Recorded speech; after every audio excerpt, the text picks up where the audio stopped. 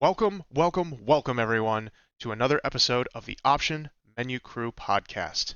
I'm your typical host, Ryan, and with us today we've got Paul. How you doing, Paul? Hey, I'm good. How are you? I'm doing great. We're having a lovely Saturday here, and we are doing a topic today that was kind of poorly timed.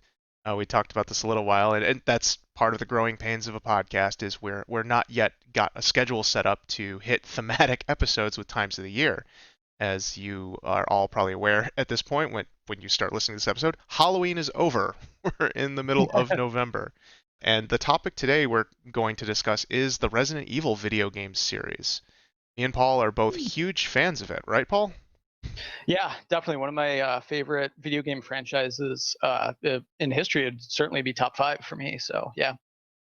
Yeah, as I was thinking about it, I realized that I think by default Resident Evil ends up being my favorite game series just by based on how much I've replayed each of the games over time, which is something I rarely do. I don't really replay most like single player oriented games, and that was kind of a strange revelation for me, but we'll get into that a little bit more of that. We realized we didn't get the episode up in time for Halloween, but the Resident Evil game series is still timely. There's the Resident Evil 8 Village game that's coming out next year for next gen. We were hoping that there would have been more news, so that's kind of why we pushed things back with the cast to see if we could hopefully have that to talk about. But there is other Resident Evil news that's not necessarily game related, but we'll get to that at the end of the podcast in regards to the TV series. So we wanted to start off by just kind of giving our audience and each other a foundation for like what our experience with Resident Evil games is. Me and Paul have talked a little bit about what ones we've been playing with the more recent releases, but this is where we can kind of lay it out on the table before we start to get into what we really love about the series. So, Paul, why don't you start by telling us what was the first Resident Evil game you played and on what platform and etc. So I actually have a good story about this. So the first Resident Evil game I played was the original Okay. for the PS1. If I may ask, do you know Sure. which edition it was? Because that original PlayStation 1 Resident Evil actually had like three releases and some slight tweaks between them. Do you recall? So the first one I actually saw. I'll give you a little backstory Okay. first.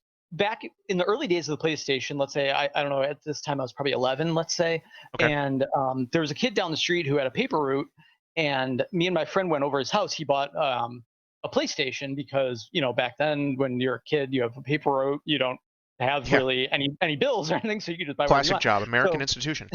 yeah. So he bought a PlayStation and we went over there. And like I said, so this was in the early days. I had never seen anything like this before. Like this was the first CD based console I had ever seen. I didn't know anybody who had a 3DO or Sega CD or anything like that. Yeah, same So here. this was like a revelation to me. And one of the games he had that we saw was Resident Evil. So being that this was so early, I'm guessing that this was, probably the whatever the original version was. Hmm. So that was my first experience with it, was seeing it. I didn't actually play it, but I remember that opening intro with like the full motion video Yeah. and just being amazed. Like looking at it now, it's terrible. The acting is the worst thing you'll ever see. But at the time, I never saw that. Like I know it wasn't the first game like that, but I had never seen anything like that. Like to actually have like a movie cutscene in a game, I was like, this is insane. And then once you actually get to the game itself, again, it doesn't really hold up. Like the voice acting is the worst, the graphics are terrible. But at the time, I had never seen anything like this. You're in this big mansion, you're exploring, there's this backstory. And like I said, so this we didn't do much with it at the time. We just saw probably that opening cutscene and a little bit of the beginning when you first start playing. Okay. But that was just like an amazement to me. I was just like, I had never seen anything like it. I couldn't believe it. I remember telling my friend that I went there with like, this is there's never going to be anything to top this. This is like watching a movie. Oh my god, so funny to look back on. But I do remember. So anyway, so that's the backstory. But the first game, or the first time I actually played it was a couple years later with my friend, a different friend that I went to high school with. I'd say when I actually first played it, it was probably about 98. So that was a couple years later. And that I know for a fact was the director's cut. and it was the version where there's the zombie on the front of the game. I know there's also the version where Chris is on the front. This Hmm. was the director's cut where there's that zombie on the front. So I remember that specifically. Okay. So that was the first time I actually played it. It was, I want to say it was, I think he got it for Christmas '98. And we used to go every day pretty much after school to his house and play it. And I swear, like now I've played the game since then, and I think I could beat it in one sitting. But the first time Yeah. playing it, I swear this game took us months. We would go every day to his house after school and just we'd be we'd it would happen where we get stuck on a puzzle or we get stuck on, Yep. and at that time online walkthroughs weren't as easy to find. You couldn't just go on YouTube on your phone and look it up. So we would get frustrated and we would just stop for a couple of days and be like, we don't know what's going on. We can't figure it out. And then we'd go back to it eventually and figure it out. So, but yeah, so sorry, that's kind of the long extended version of my initial experiences with Resident Evil, with my first time seeing and playing Resident Evil. No, that's great, and that's exactly the kind of stories we want to share here, and that's great. I have a similar style of story for a different Resident Evil game, but for me, the first one I played, and this is a little foggy for me because my history with Resident Evil was not nearly as early as a lot of people. I was kind of Mm. aware of the first Resident Evil, but I didn't know exactly what it was, and I didn't. The first Resident Evil game doesn't look that great in general, even for that time.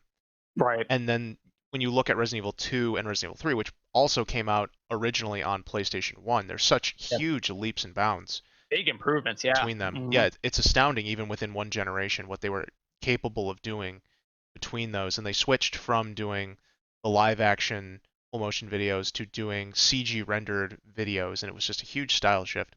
Yeah. Yeah, and But that, what, sorry to butt in, but yeah, go ahead.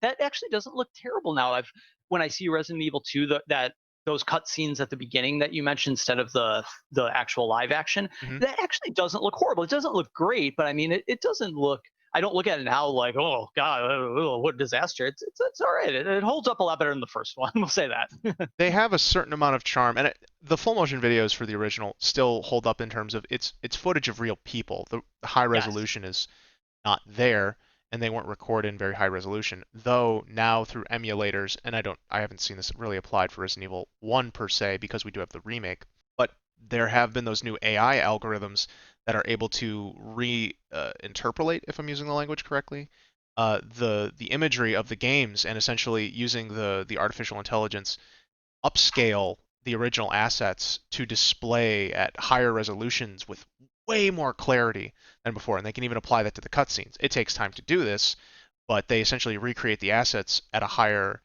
resolution and then re-output the game in that. And so I'd recommend taking a look at some of those videos on YouTube just to see what it's like to see PlayStation graphics if they were like at their highest Hmm. potential quality, near modern. Of course, not perfectly, and the character Yeah. models don't get completely updated to look, but everything's just crisper and clearer, and none of that like fog or haze in terms of because of the low resolution Yeah. scaling that those original images had to be back then on PlayStation 1.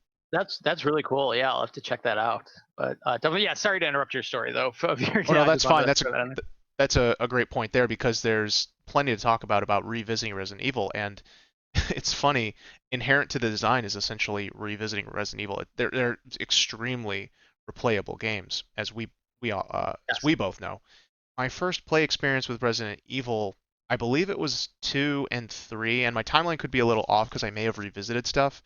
Because I didn't fall in love with Resident Evil until Code Veronica, and that's a really Oh, controversial oh man, statement to make. I I'm all know for for the you fan on that base. one. Yeah. Oh, you agree with me that that's a great Oh, one? what? So, well, we'll get into our favorite games, I'm sure, at some point. But yes, I absolutely love it. Yeah, definitely there Okay, with you. okay, cool. So I was introduced to Code Veronica on Dreamcast by one of my friends, but I forget if I didn't have the Dreamcast. No, I did have a Dreamcast, yeah. Because funny story, it came out on my birthday, and that year, and I got it on my birthday as well, and I got the Dreamcast plus Sonic Adventure with. Well, and I also got Final Fantasy VIII because that came out like the day before. So when my dad took me to Toys R Us to get me my birthday presents, and I know checking my privilege here, but guys, that was a really good birthday for me. That's a great So birthday. Yeah. and I was younger teens at the time, but I got both those. I got all that stuff right there. and that was pretty cool. But I never bought Resident Evil because I didn't buy Resident Evil Code Veronica originally at the time because I was not convinced and super into it.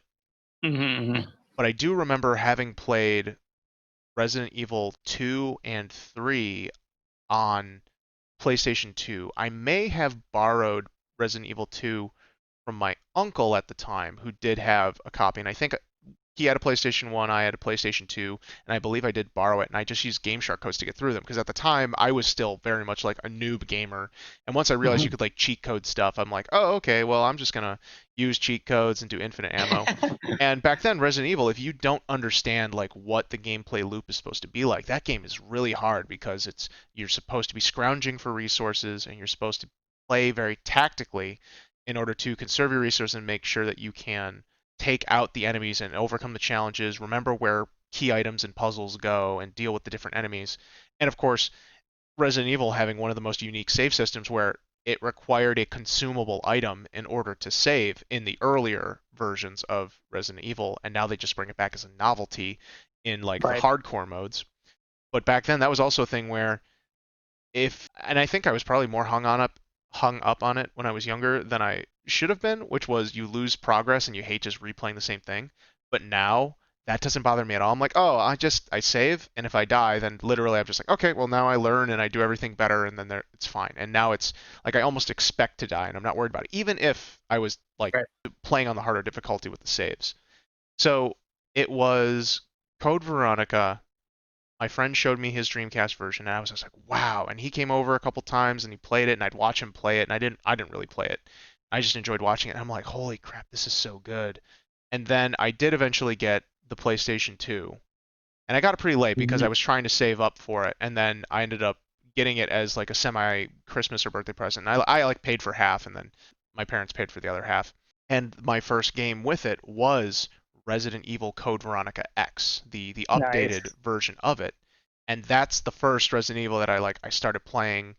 And I think I did also beat it legit, but I did Game Shark it. Like I played through it a couple times at this point, and now I can play it without any sort of external cheat devices. I can just play it on my own, and I know my tactics, and I know there's also like the glitch in there for like duplicating items, which I don't really need to use now that I understand how to play Resident Evil. But that, yeah, it was just if I had to describe what it was about it, something about like taking out the zombies, that atmosphere. It was just, and that's the thing. Resident Evil really popularized the survival horror genre in the horror game genre overall, and its a mix of tense atmospheric music, some sort of overarching mystery, these Yep. zombies and other monsters that can both be extremely threatening but also not much, and you're more limited by your ammo, and you have a chance to fight back, but that doesn't mean you're not fighting something that's otherworldly, in a sense. So it strikes this amazing balance, and I think I just kind of responded to that feeling of like the same reason people get excited for going to like quote unquote real haunted houses, the attraction haunted house attractions, Right. and that idea of like you're gonna get scared, but you're going there kind of just get your adrenaline pumping, and you're not really in danger, but it's like a simulation. And I think Sure. that was my way of tapping into that feeling and that excitement, as well as the puzzle solving and others. And I'm getting a little bit ahead, but yeah, it that was the first one, and then I believe I went back, I tried more of the Resident Evil, and then I just stuck with Resident Evil from there on. So transitioning from that, Paul, why don't you go through just a short list of what Resident Evil games you have played? All right. So I've played most of them. So I played all three on the PlayStation, one, two, and three, that you talked about a little bit there. Mm-hmm.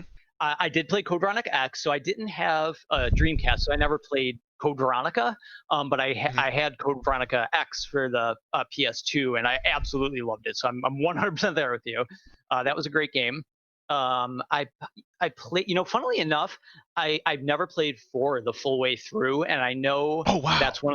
I know that's one of the more popular ones, but I didn't have a GameCube, and when it first came out, that was GameCube exclusive, and for whatever reason, I've just never ended up playing it in the years. I've seen people play it here and there, but I've never actually got the chance to sit down and play it. Okay. So I didn't play that, but I did play Resident Evil Zero, Mm-hmm. actually fairly recently. I played the remake of one. I played 5 and 6, which I didn't like at all. We can talk about that later. Okay. I Yeah. played Revelations 2, which I Hmm. loved. You know what? I actually haven't played Revelations 1. I played a little bit of it with one of my friends, and I didn't care for it. I think it's Hmm. Hmm. because I played Revelations 2 first, so it was a little bit backwards. Yeah. So what else? 5, 6. I played 7, and I played the remake of 2 recently. So the only ones I absolutely haven't played or really seen are those kind of weird ones, like what is there, like Resident Evil Survivor, I think might be Yep. one. Okay. So some of those like offbeat kind of side games. I haven't played any of those. So, but other than that, I mean, like I said, I've never played 4 the whole way through or Revelations 1 the whole way through, but I've at least seen them or played parts of them. So really, those side weird kind of oddball games are the only ones that I've never actually played or seen. Okay. But Yeah. yeah, You've stuck to mostly the core series. Okay, that's pretty cool. yeah, so I'm as far as the series goes, I mean, this is definitely one of the franchises that I've stuck to and played games with the most. But yeah, so what about you? I'm curious to hear yours as well, your history as well. I do have a much more comprehensive history because I have kind of just gone all in on Resident Evil. I haven't played all of them, but I'll try to go in basically chronological release of them because that does have some historical context to like what the games are. So as I Hmm. stated, the first one I really played and sunk my teeth into was Code Veronica X. And if my timeline's correct, I may have dabbled with 2 and 3 and then I kind of went back and played them or mix it around. I've never actually, at least not to my recollection, have I really actually played any of the original versions of Resident Evil 1, which I'm Oh, I not didn't know even, that. Okay. yeah, which I don't even feel bad about because after Code Veronica, I did have a GameCube and I did play the Resident Evil 1 remake. Hmm. And that was fantastic. So I have a short story there, and this is not meant to be flattering. This is just for fun, which is this is more to the experience of playing Resident Evil. So Resident Evil 1 remake on GameCube, it was such a huge graphic leap, and the character models were great. And since they were still using pre-render backgrounds with a slight mix of like live effects, like the character models look extremely well, and even the original GameCube version at this point, while lower resolution, still really holds up in terms of visual fidelity because of what they were trying to do within the technical limitations. And it's since been ported to PC and to the modern consoles of PlayStation 4, Xbox One, and everything's been fully up-resed officially, so it looks even gorgeous, more gorgeous now. And I think they put in some additional lighting effects. But on GameCube, when I first got it, I was holding off on playing it because I knew Resident Evil games were so hard, and I was afraid to play it without a Game Shark because I just thought I couldn't beat it. I thought I just wouldn't be good enough. The Game Shark kind of went out of business, and the other brand, Action Replay, was supposed to be in development for GameCube, and I kept waiting and waiting, and it kept getting pushed back and pushed back. Well, eventually, Resident Evil came out on GameCube, and I just decided to bite the bullet. I bought Resident Evil 1 Remake on GameCube and just said, you know what, I'll get a strategy guide and I'm just going to do my best. And the first night I started playing it, like I think like my mom got home from work and then I asked her and she took me and went to GameStop or Toys R Us or whatever, bought the copy, came home and like after dinner and homework I was like allowed to play it and it was already like 10 o'clock at night or something, getting close to bedtime and I pop it Hmm. in, boot it up and I'm like, oh my god, and the new opening cutscenes and stuff and you've got the zombie raising up from the table and then a shot comes from off screen and it just falls back down. I'm like, oh my god, it's so creepy. I'm booting up. I watched the new fully in-engine CG cutscene of Alpha Team arriving and getting attacked and being chased in the mansion. And I'm pretty sure I was playing as Jill the first time because hers is supposed to be the easier campaign. She has 2 more item slots for a total of Yep. 8. She starts with a lockpick, etc. And I go into the next, out of the foyer, into the next room with Barry. I see the zombie. I come back, Barry shoots it dead.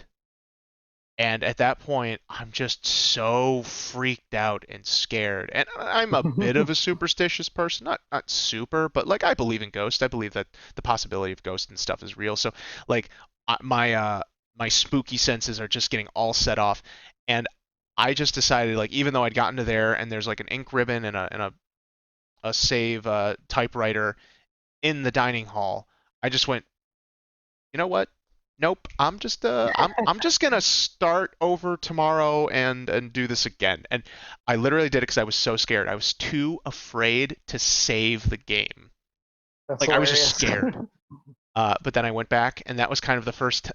Resident Evil 1 Remake is how I earned my real gamer cred, where I actually started playing and beating games legit, and I eventually speed ran that game to unlock the infinite rocket launcher and went Oh my through and gosh. just demolished that game. And I think, I forget if it was like under 3 hours or under 2.5, but yeah, I did do that legitimately, and it was super tough, but also super fun.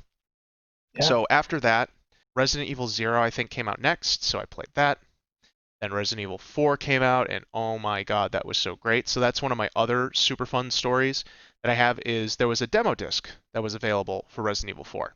I That used to was love the demo discs. Those were so yes. good. And I think a couple of the other Resident Evil games were on like PlayStation Magazine demo discs or included with other like Capcom games. I forget which ones they were because I think there's like, they were like special editions of the demo discs featured like certain non-final content to them, sort of obviously, but sometimes those demos could be significantly different. So that might be some cool trivia to look up at some point. But what happened was I pre-ordered from GameStop and I got the demo disc, and they released the demo disc like a month early, and it was a GameCube disc. Like they gave you a Resident Evil 4 GameCube demo disc thing, and it was just the first part where you get up to the village and then you do the village fight, and then as soon as the bell rings and stuff, and Leon goes, "Where's everybody going? Bingo." And then it cuts, and I was just like, "Oh my god!" And it had like non-final inventory and stuff like that. I kid you not, I played that demo at least once every single day until the game came out. From the moment I had it till the day Resident Evil 4 dropped, and then as soon as the official game was out, like it was over. So I played. Master of that beginning part. Oh yeah, I had. It was incredible. The inventory stuff had changed, but it wasn't significantly different. But Yeah. it was. I did have that part like pretty much down pat. Then after 4, I believe it was 5. Which funny story, Resident Evil 5, which I did enjoy overall, but in retrospect, and we'll get into this with that, it's not quite a Resident Evil game at that point. Right. But and I think that speaks to what you want to say too about 5 and 6, and I'm pretty much with I've you got a on lot of stuff 6. to say about 5 and 6. Yeah. Yeah. So 5 actually, I got it on Xbox 360, and I didn't get an Xbox 360 for a long time because I was an Xbox hater for a while, but then Mass Effect 1 and BioShock flipped me around, and I had the Xbox, the first generation of the Xbox 360 Elite version, and that was when I was playing Resident Evil 5. That's when my Xbox red ringed. So I was in the middle of Oh. Resident Evil 5, and then all of a sudden I got the red Oh ring of no. death, and I had to send it away. It was gone for like 2, maybe 3 weeks, so I had to take a short break from Resident Evil 5. But so that's another little fun anecdote. Got back, played through 5 a bunch of times. I co-opted with some friends. I co-opted with my uncle, who was also a big Resident Evil fan. So that was a ton of fun. And then I think Revelations 1 came out on 3DS. And then actually I do have to back up because I did dabble with some other Resident Evil games in that timeline. I played some of the offshoots. I did try the Oh, you Gun did? Okay. Survivor. I did try the Resident Evil Gun Survivor 1 on on PlayStation 1. I didn't like it. I just rented it. It was I didn't understand it. It was like first person. It was weird. The controls were meant to be something else, and Yeah. they were meant to be played, I think, with the light gun, and all I had was the controller, and I didn't want to buy it, or I didn't have the money to buy it, and I couldn't make my parents buy it. Retrospect, I'm glad I didn't. So I played that for like a hot minute and then dropped it. I played I tried Resident Evil Outbreak File 1 back on PlayStation 2, but that is super tough, especially if you're not playing with co-op partners. And I this is, of forgot about course, Outbreak. yeah, the super old, outdated system with no voice chat in the games. And PlayStation 2 didn't really have any of those capabilities too. Like you could get as you know, but saying for audience who might not be aware is that you could buy the hard drive and the network adapter, so that way you could install the games and then play online. And that once again, just not something I could afford or could get my parents to buy for me on no timing for their gift. But when I played it, I didn't really want to play co-op, and the AI was pretty bad in that game. So I just didn't. Once again, rented it, played it for a hot minute, was not very enthused by it, and just kind of dropped it. Then, in the meantime, between yeah, like Resident Evil 5 and Resident Evil Revelations, I played the two light gun games that came out on Nintendo Wii. Resident Evil Umbrella Chronicles and Resident Evil Darkside Chronicles. Now, Paul, do you know what those games are? I've heard of Umbrella Chronicles. I've never heard of the other one. So, Umbrella Chronicles and Darkside Chronicles are kind of like a second generation remake of the Resident Evil saga up to that point. They had Hmm. light gun versions of the Resident Evil 1, 0, 2, and 3 campaigns, and I'm trying to remember how they split it up. So I think Umbrella Chronicles was Resident Evil 0 and 1, and then they mixed in some other original stories that were new. Hmm. And you had some side stuff like you did kind of play from Wesker's perspective, and I forget all the other ones, but it was a mix of that, and it was kind of like a soft remake again because it's everything was in first person and you're on rails. You could switch between the different weapons and you could shoot out specific items in the or elements in the environment to get more ammo and different stuff, and it was okay. It wasn't that great, but it was neat to see Resident Evil in higher resolution graphics because the Wii was significantly more powerful than the PlayStation 1. So Yeah. you could see all that stuff kind of recreated. And then Darkside Chronicles was essentially a sequel to that, which it had remakes of Resident Evil 2, 3, and I may be getting this wrong in the split, but it is between the two, they are split.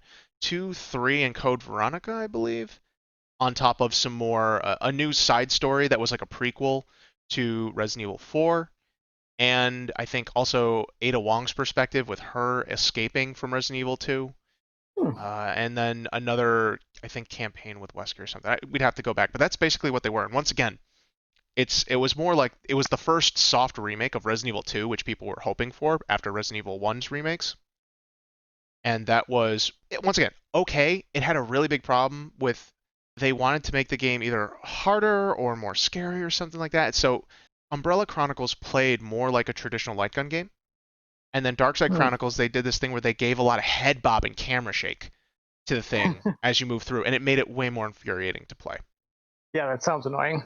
So while you got to re-experience a near or a much higher definition version, high def's not even the right terminology. It's more like just higher quality asset version of Resident Evil 2 and 3, etc. You still had to deal with some really bad controls, and you could co-op. You could do local co-op. So that was one of the other big fun things. So, and you could either do it as co-op or you could dual wield if you were brave enough to do that.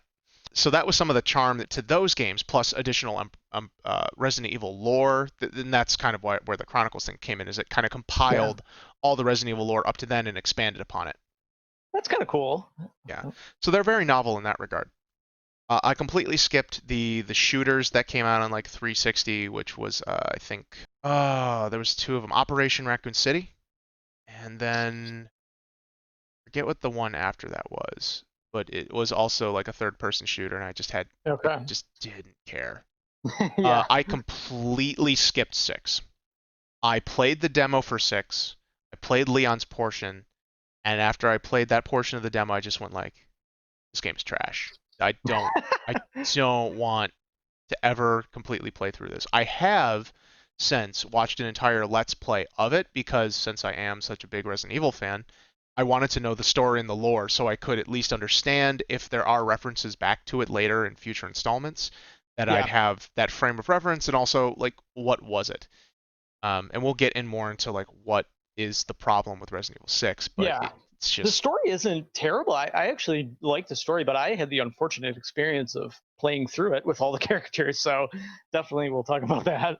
yeah, I think some elements of Resident Evil 6 are interesting, but a bit later. But then after going back, I played Revelations 1 on 3DS, which was its original platform. It was originally announced actually for the PSP, but then that got canceled and it transferred over to Nintendo 3DS because 3DS was way more popular worldwide than the PSP was. So that's why that happened. And then I'm forgetting a little bit. I think Revelations 2 was next. So I That did. sounds right. Yeah. I think because 7, yeah, there was the Resident Evil 6. This was not very popular and was critically panned, and I'm pretty sure it still sold less than Resident Evil 5, but it was Hmm. still more than Resident Evil 4. Oh yes, that's right. I also rebought Resident Evil 4 on Wii, and that was a special experience because it was slightly more graphically improved than the GameCube. But like, if you look at comparison videos, there's things it did better and things it did worse because the Wii version was both an adaptation of the GameCube version, but also took the PlayStation 2 release's exclusive content and kind of carried it over, but didn't really do much to improve it other than you could play Resident Evil 4 with the Wii remote. And did you haven't played through all of it, so you said you only played on GameCube, right? You never experienced it on the Wii? Yeah, it was game. It's funny. It was actually, I think it was at a game night. You must have not been there because I know you were here for pretty much every game night there was. Mhm. And Wes had brought over the GameCube, and he brought over Resident Evil 4, and we played through a good portion of it, and Mhm. that's pretty much my experience with it. But yeah, it must have been a rare game night that you weren't at. But yeah, so that's about it as far as Resident Evil 4 goes for me. Okay. So for 4, if you played it with a standard controller on a GameCube controller or PlayStation controller, there's built-in jitter to Leon's aim. And that's meant to be Hmm. there to make it not absolutely perfect and kind of mimic the fact that a human hand is not 100% steady. Sure. However, in the Wii version, they got rid of that built-in jitter because now an actual human hand was controlling it. I think you could have played with a traditional Uh, controller, but if you chose to play with the Wii remote, since the pointer function no longer had the built-in jitter, it was based on how good you were at aiming. And hmm, turns out I was better at aiming than the controller scheme. And plus, you could that's also funny. move it around faster because you're using your wrist instead of trying to aim a thumbstick. So the Resident Evil 4 version of the Wii edition of Resident Evil 4 is widely regarded as easy mode, even at every difficulty level, because with the aiming, it's just so much easier to get headshots and to properly take out targets effectively. Okay. So I'd still say it's the optimum experience because there's none of the okay, well, you could play on PC and you could use a mouse, but then you have to use the mouse and keyboard. I don't know if it would support like a hybrid connection, so you could play with just an analog stick, but that's my own little quirky thing. But otherwise, any of the other modern editions of Resident Evil 4 don't really modify that. I don't think even the Switch version allows you to like take off and use like a modified pointer version with a Joy-Con. I'd have to double check on that because that'd be pretty neat. But I wouldn't rebuy it more than I have now because I did buy it again, Resident Evil 4, again on PC. And just to recap, I did rebuy Resident Evil 1 on PC. I did rebuy Resident Evil 2. Oh no, not Resident Evil 2. Resident Evil 0 on PC. And then I own Resident Evil 2 Remake and Resident Evil 3 Remake on PC. I did buy the Ultimate PC edition of Resident Evil 4, and then I rebought the re-release of Revelations 1 because they did end up putting that on consoles, which is so much better than the handheld. But it's so funny to see it like to be able to tell that like, oh yeah, this totally was built for on a much less powerful system when you see it like up-resed and everything. Uh, it's just there's certain limitations and they just didn't really remake it. They just kind of poured it. And since the assets were pretty decent on 3DS, like it was still a powerful 3D handheld for its time, and then it just didn't run at a high resolution. So they pretty much just took it and up-resed it. And it's still pretty competent, but you can tell because there's just certain things like if you compare it to Resident Evil 5, Revelations just doesn't have as much environmental detail. Like there's just certain spots where it just feels a lot more empty and a lot more vacant than than 5 does by comparison. I, And that this is all making sense now, and I think that's one of the reasons. Like I said, I had played this with one of my friends. We played Revelations 2 first, and then we went back mhm, and played 1. So that's one thing that made it feel a little weird. But yeah, I agree. There was something that just felt empty or like off about it, and we never finished it. We were just kind of like, this just isn't that great, especially after playing 2. yeah. And yeah, there was something that just didn't feel like it Yeah, it was off or something. I don't know. Yeah, it's definitely off, and it was weird to play it on 3DS as well since you didn't have a second joystick. But we'll get into more of like how each of them played in a little bit. But just to finish off my history, I played Revelations 2, then I played 7. I wasn't thrilled with the first person view, but I ended up playing it anyways because it looked like it was a traditional return to Resident Evil, and I loved it. Then 2 remake was announced, so I replayed that. The PC versions I think were came out for the other games between here and there. Then Resident Evil 3 remake came out. I bought that, played it. I'm a bit disappointed, and I echo most of the same things that super fans had about that, but we'll get into that soon as well. I totally forgot about that. I have not. That's one I haven't played yet. I forgot that came out. Yeah, I have yet to play it. Okay, and I would definitely say pick it up on a sale, so just keep an eye Okay, out. I did not good to play know. the multiplayer mode that's put in it, and it's kind of like a separate game that they just attached to it because they knew that Resident Evil fans weren't going to want to buy a multiplayer thing. That's not the primary reason, but there's a bit more to why they included that, which is sad. So I did that, and then just to add a little more historical context for what I stated as my original Resident Evil experience with Code Veronica. So Code Veronica did have an HD version that came out on 360 and PS3 that actually Hmm. had some like better colorings, I think 16 by 9 support, like some lighting engine changes as well to really kind of step it up, HD menus and things like that. But then they did a second re-release on modern consoles on PS4 and Xbox One, but it is not a port of that edition, that HD edition that came out on PS3 and Xbox. It is simply an up-resed version, up-resed edition of the PS2 game. It doesn't have 16 by 9, it doesn't have the lighting engine improvements, and it Hmm. doesn't necessarily and it doesn't have like the upscaled menus and things like that. It's really weird that Capcom did that. I don't have an explanation for it, but that HD edition is not available on any other platform besides PS3 and Xbox 360. Hmm. So that's like a weird anomaly. Interesting. Although you Yeah. can also get the game through emulator, and I do highly recommend that if anyone's a super fan and you have a gaming PC, you could get a PS3 emulator, and you'd be able to run it on there and play what would be currently the optimum version of Code Veronica X. And so, yeah, that's what I've played so far. I don't think anything else has really come out for Resident Evil yet. We're waiting for Resident Evil 8 Village, and then I think, yeah, that's it for now. So that's my history. I've played a lot of Resident Evil, That's a good history. Yeah, even more than I thought. I played a lot. You played even more than I have because and you played some of those side games. yeah, and then just to cap it off, before we can start getting into the gameplay and what we like about it. In anticipation for both Resident Evil 3 and Resident Evil 2, I ended up going back through and just replaying all my favorite Resident Evils that I already had. So I went through and I played 0, I played 1, I played 4, I played Remake. Yeah, I played 0, I played Remake 1, I played 7, played 4, I played Revelations 1, and I played Revelations 2. Oh wow. So I just replayed all of them in anticipation, and then I played I played over 100 hours of Remake 2, and I put in There's about nothing wrong with that. yeah, and I got my money's worth, and then I put in about 40 hours into Resident Evil 3, which I kind of squeezed that game dry, and still I just yeah, it's not quite what I wanted, but Resident and that's kind of the story is that Resident Evil has kind of been up and down on its whole gameplay and Yeah. inconsistency in terms of themes, and that's what kind of makes this such an interesting series to talk about. So I want to toss it back over to you, Paul, and ask, what is it about Resident Evil that you enjoy playing it?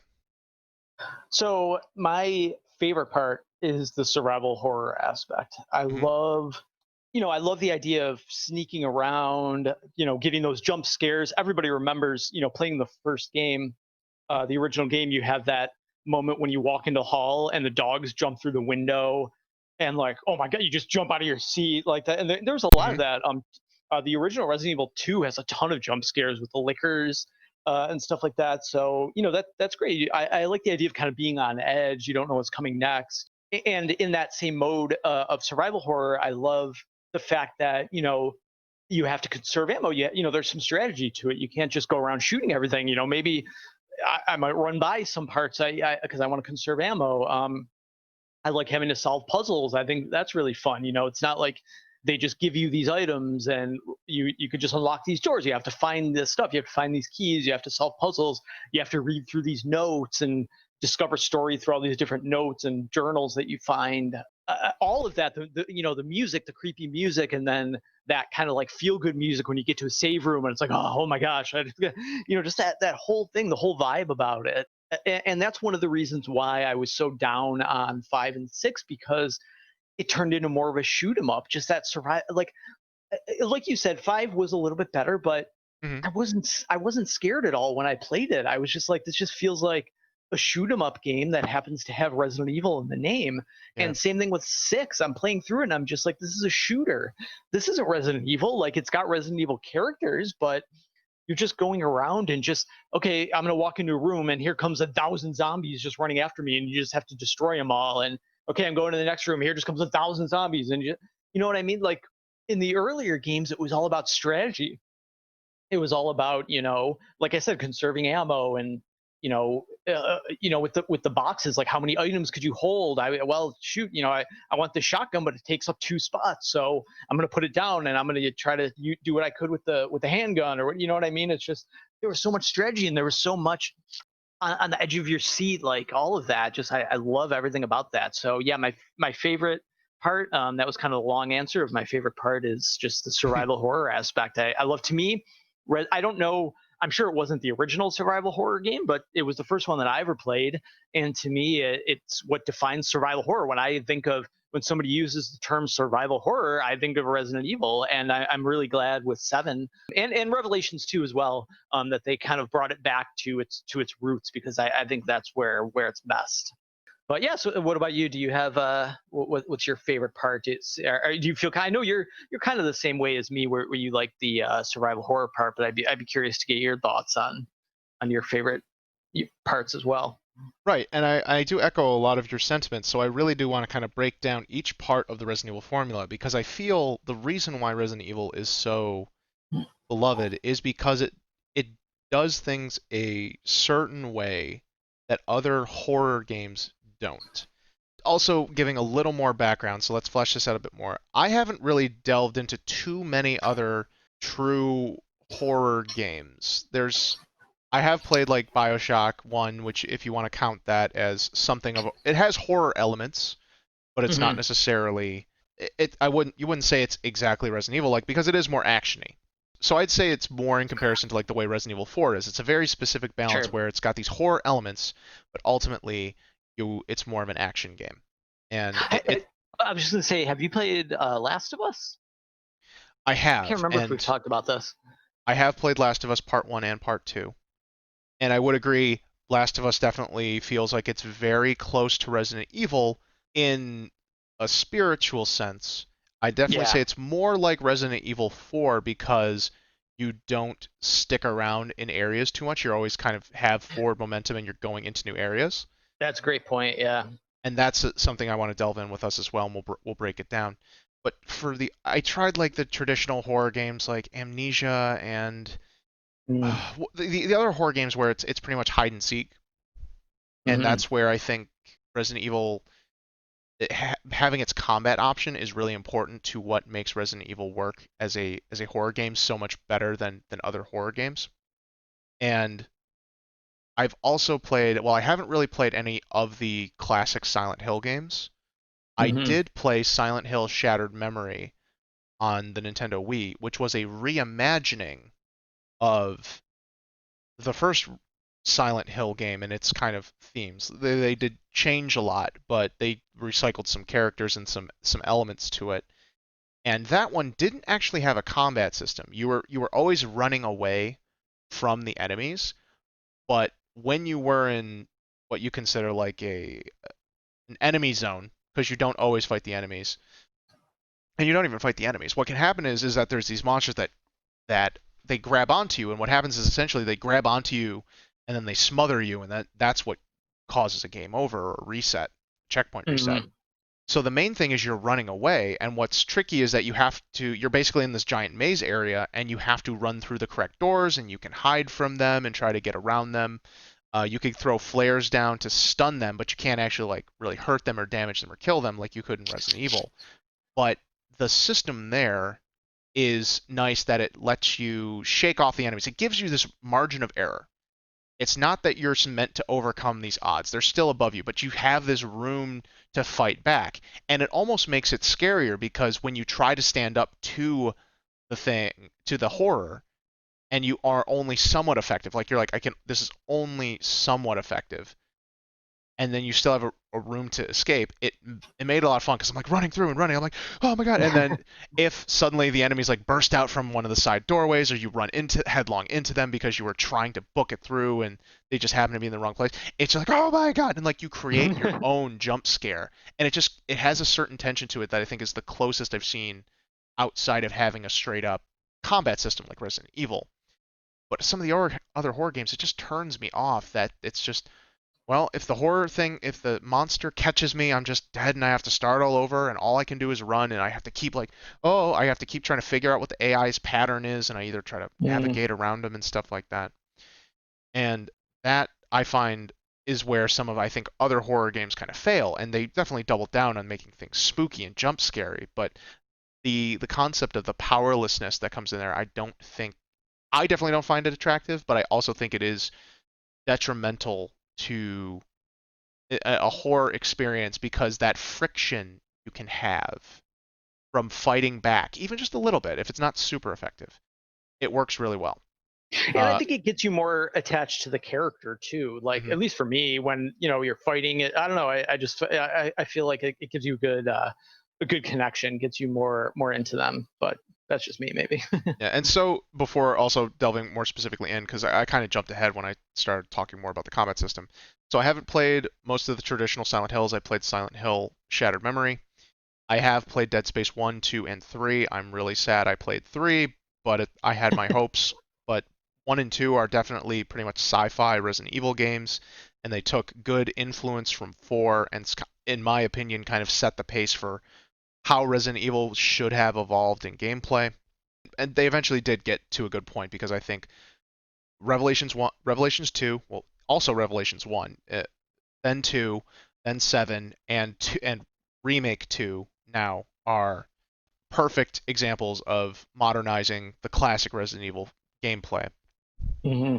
So going back, let's break this down a bit. First off, how many times do you think you've replayed like different Resident Evil games? Do you find yourself compelled to replay them? Because typically the Resident Evil games are meant to be completed. They're pretty short on a run through.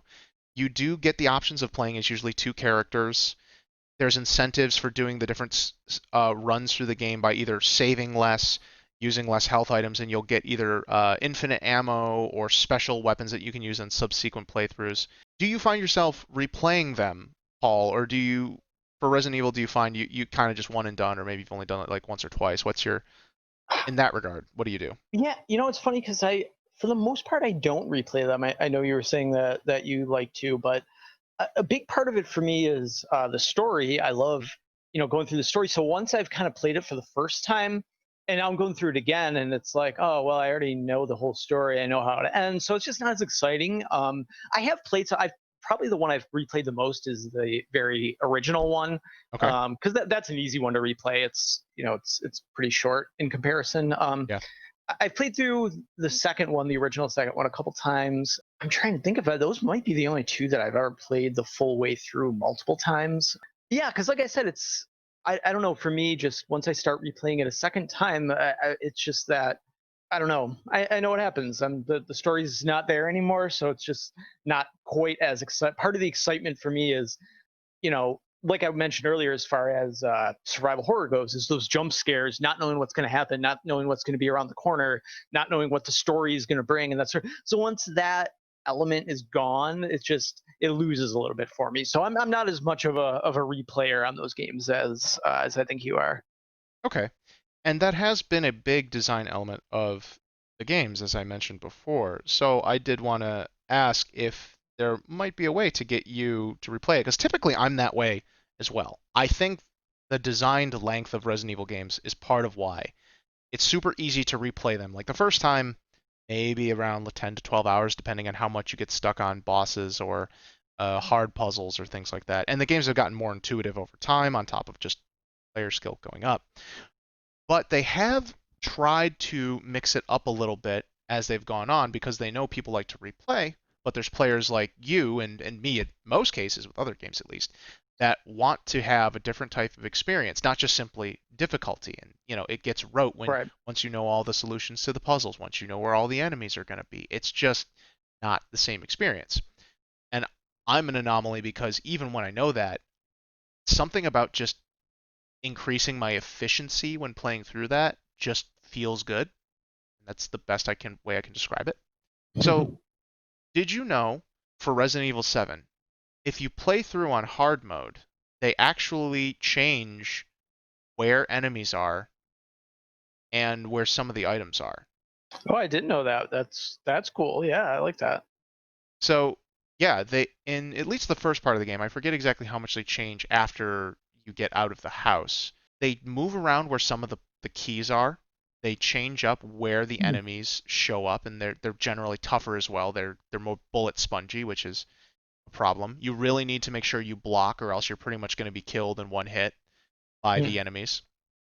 So instead of infinite saves like in the traditional, they harkened back to the old style where you since Resident Evil 7 takes place later in timeline, it takes place around like 2017 or something like that. Yeah, yeah. You pick up cassette tapes instead of ink ribbons, and you use Nice. those to save because the cassette players are your save points in that game. So you actually have to Oh, pick up that's cassette right. tapes. Yeah. Yeah. So knowing that, do you feel that if you knew a campaign, like when you played either on a harder difficulty or if you played as a different character and that changed up the pathway, do you feel you would replay it for that, or do you think like you really need the plot to be significantly different as well? No, I would replay it for exactly what you said if it was a little bit different for a different character. So I'll give you an example. After the first time we played through Resident Evil 1 that I was talking about earlier with Hmm. my friend, we played it with Jill. So after we beat it with Jill, we decided to give it a try with Chris. We were like, oh, this is cool. We'll play it all again with Chris and this will be fun. And we got a little bit through and we just decided, this really isn't that much different. I know, like, obviously you interact with Rebecca as opposed to Barry. So there's the difference there. But other than that, and the fact that Chris is slightly different. You mentioned earlier he doesn't have the lock pick and things along those lines. But other than that, it's mostly the same. It wasn't different enough where we felt like we wanted to run through it all again. It just wasn't that interesting. But so going the opposite way, as you know, with Resident Evil 2, Hmm. it's a pretty big difference between Leon and Claire. On the PS1, you get the two discs. There's the Leon disc and the Claire disc. Right. So the first time I played it initially with Leon, and then did it with Claire afterwards. And it's not 100% different, but there's a pretty significant difference. Like with Claire, you get access to the whole different side of the police station. You interact with the chief of police, which you don't do at all with Leon. You interact with Sherry Birkin instead of Ada. I have Mr. X, which isn't in like Leon's part if you play with him first. Right. So I thought that was really done well as far as like wow, because I remember kind of feeling the same way of like when I started playing with Claire, like, I don't know how this is going to go. It's probably going to be just like one where it's basically the same thing. And I was pleasantly surprised. I ended up playing through the whole thing with Claire, and like I said, it's not 100% different, but it was significantly different enough where I thought it was really fun to play as Claire after playing as Leon. So yeah. So to answer your question, even if they didn't have a different story, I like the idea of playing as a different character if it's going to be significantly different enough from what it was as the other character. Awesome points there. So just expanding a little bit about like the original Resident Evil 2 and the way Resident Evil games have also tried to play with making replays more interesting over the course of the history. and feel free to interrupt me as you have ideas. So Resident Evil 2, as you mentioned, the original game had the two discs. You had Leon and Claire. So different events could happen in certain different areas and other items in two different ways. Based on which character you played first. So there was you could do the A playthrough and the B playthrough, which is basically the first and second. It was in two parts. So you could either play as Claire or Leon first, and then you pick the alternate character second, and then that your save data would carry over and could change elements of that campaign based on who you had played and the events that had taken place. On top of that, not just the order of which way you play the characters of like Leon A, Claire B, or Claire A, Leon B, etc. There was the zapping system, where some of the items in the game where you were given a choice and you had to pick one or the other, and then the other thing would affect what was available in the other character's campaign when you I played forgot about over. that. Yeah, yeah. And there was also a few little choices where it was like if you did one thing or another, you could also affect. I don't remember all the breakdowns of the zapping system, but that was once again, it's those dynamic elements that could feed into making each playthrough special and unique, and Yep. having some little secrets that people could find or miss. Yeah, I remember specifically. Oh, sorry. I remember Hmm. specifically one of those that you were talking about. There's you open like a weapons locker or something like that, Exactly. and I think there's like two weapons, and they're pretty big deal weapons. And if you go to take the second one, thing like a Leon thought thing pops up, like, oh, maybe I should leave this for Claire. And like you said, then if you leave it, Claire's going to get it in her playthrough, but if you don't, then she's not going to get it. And I totally forgot about that until you mentioned it. But I think that's a really really cool feature of having what you do in one campaign affect what happens in the other. Right. I think there was two instances of that where you were like given two items, Hmm. because the one I remember clearly is you could choose between the submachine gun and Yes. two extra item slots. And that was Yes. Yes. You're right. like what do you want to do right now? Do you want to have more do you want to be able to carry more stuff, or do you want to have a better weapon? And then that was the also choice, like whatever you were not going to use was then goes to Claire or Leon in the next playthrough, in the B Hmm. playthrough. So then with Resident Evil 3, the original version, Resident Evil 3 Nemesis on PlayStation 1, it was one single campaign, and you played mostly as Jill Valentine, and then for a small segment you played as Carlos, and then you switch back to Jill. And one of the concessions they made was, since it was one single campaign, they added in I think they call it like the dynamic event system, or they had some funny name to it, on top of some more RNG elements. So apparently sometimes certain zombies did or didn't appear in certain spots, and they could appear in Hmm. different spots. They could be more or less aggressive. In the background, Resident Evil is also technically impressive for the way they try to shake up some of their elements there, like zombies having different health levels and RNG levels and different odds for that kind of stuff, which also plays into some of the reasons why Resident Evil can be so interesting to play multiple times on top of the speed runs that are famous for Resident Evil games. So there was the dynamic event system. I'm just going to stick with that, where every once in a while, throughout the game, Jill would be given a choice. There'd be this sequence that's happening, and you could make two choices, and that could directly affect whether or not Jill ends up in one area or another, whether she's in a boss fight against Nemesis or not, or fighting other enemies, and could affect the availability of certain items and weapons from time to time. So you had these like 7 or 8 different chances for that.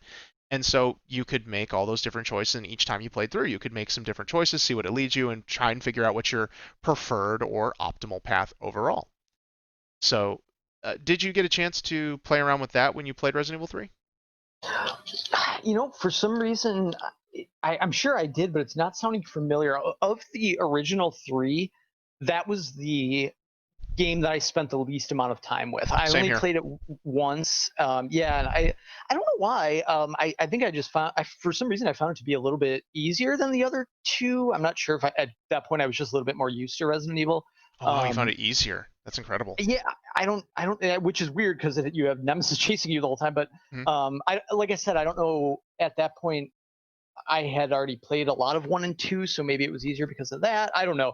Regardless, whatever reason, I spent the least amount of time with it. So that game of the original three, I have like the least. memories of. So what you're describing, it actually sounds pretty ahead of its time, because there's a lot of games like that now. But for some reason, I'm not remembering much about it. I'm sure I experienced it, but yeah. Yeah, so that's the thing is that there was a lot of Nemesis boss fights where you didn't have to always fight him. In fact, some of the choices just gave you like an instant kill on him. But if you did the event that either got you away from him or escaped, then you didn't get the special items that he dropped. But if you were willing to fight Nemesis and you managed to defeat him, he would drop special items, whether that be just a ton of health items or parts for special weapons that were more effective than Mhm. yours. And speaking a little bit to our experience with Resident Evil 3 Nemesis, the original, I actually thought it was a lot harder. And specifically, I thought it was harder because of the ammo crafting system being introduced. I couldn't really comprehend it at the time, and since Resident Evil had so little ammo to begin with, especially if you didn't know where to find everything, it Mhm. just completely went over my head.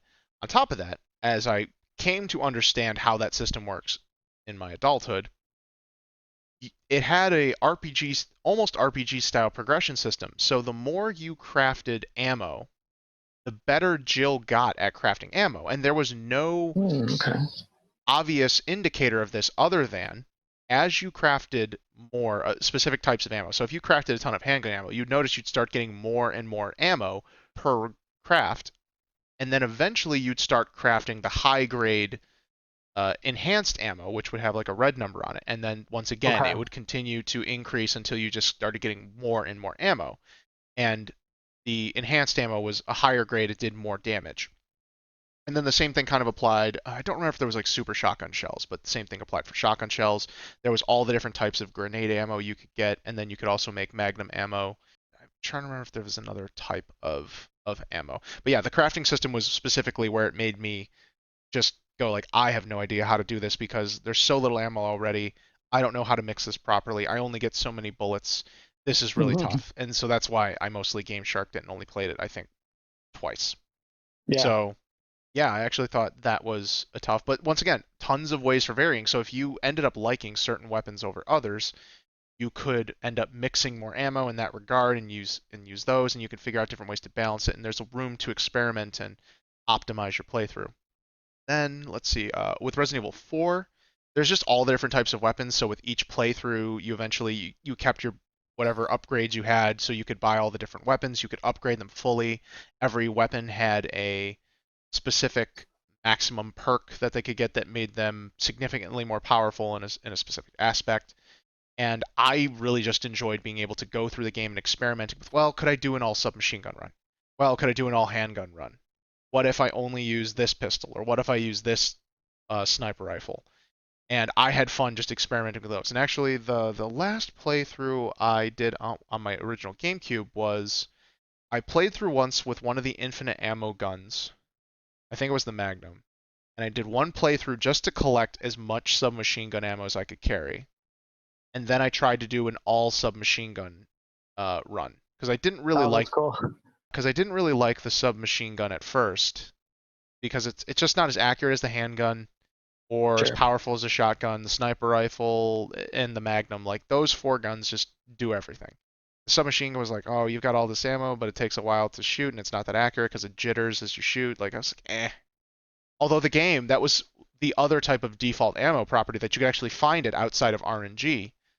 So the game did want you to use it, but it just, to me, it wasn't that great a weapon. And you could get through with all that, and it just experimenting and seeing how effective it was. So that's mainly what I liked doing with Resident Evil 4 was collecting all the guns, getting them all upgraded to maximum, and then experimenting with different playthroughs on how effective I could be with each one.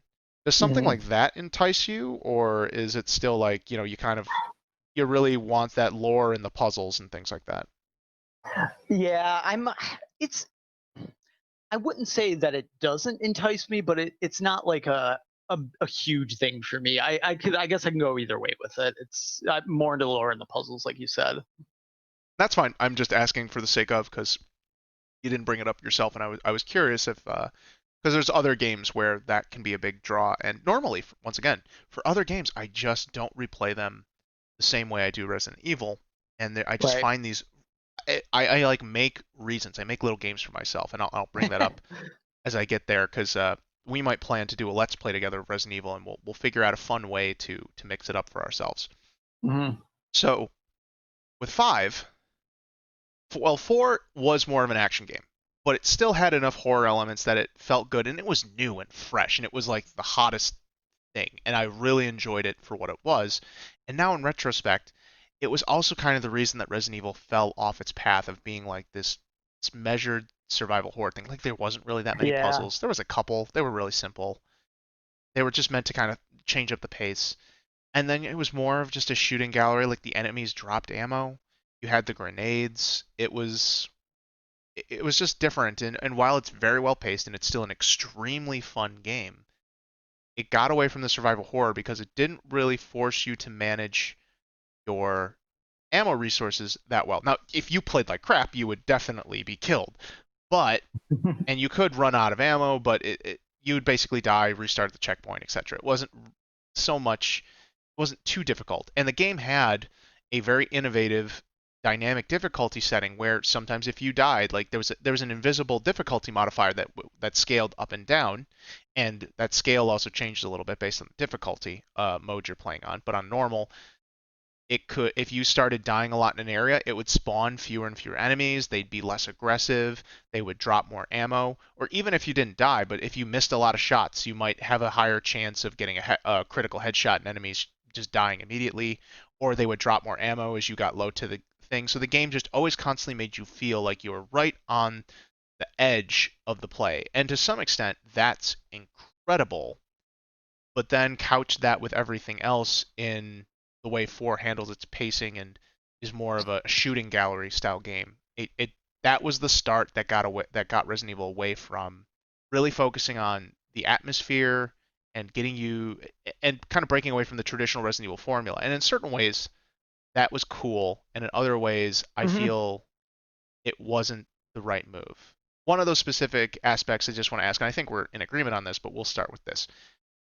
Resident Evil 1, 2, 3, the remake of 1 and 0, plus trying to think of any other. I think those are the main ones though.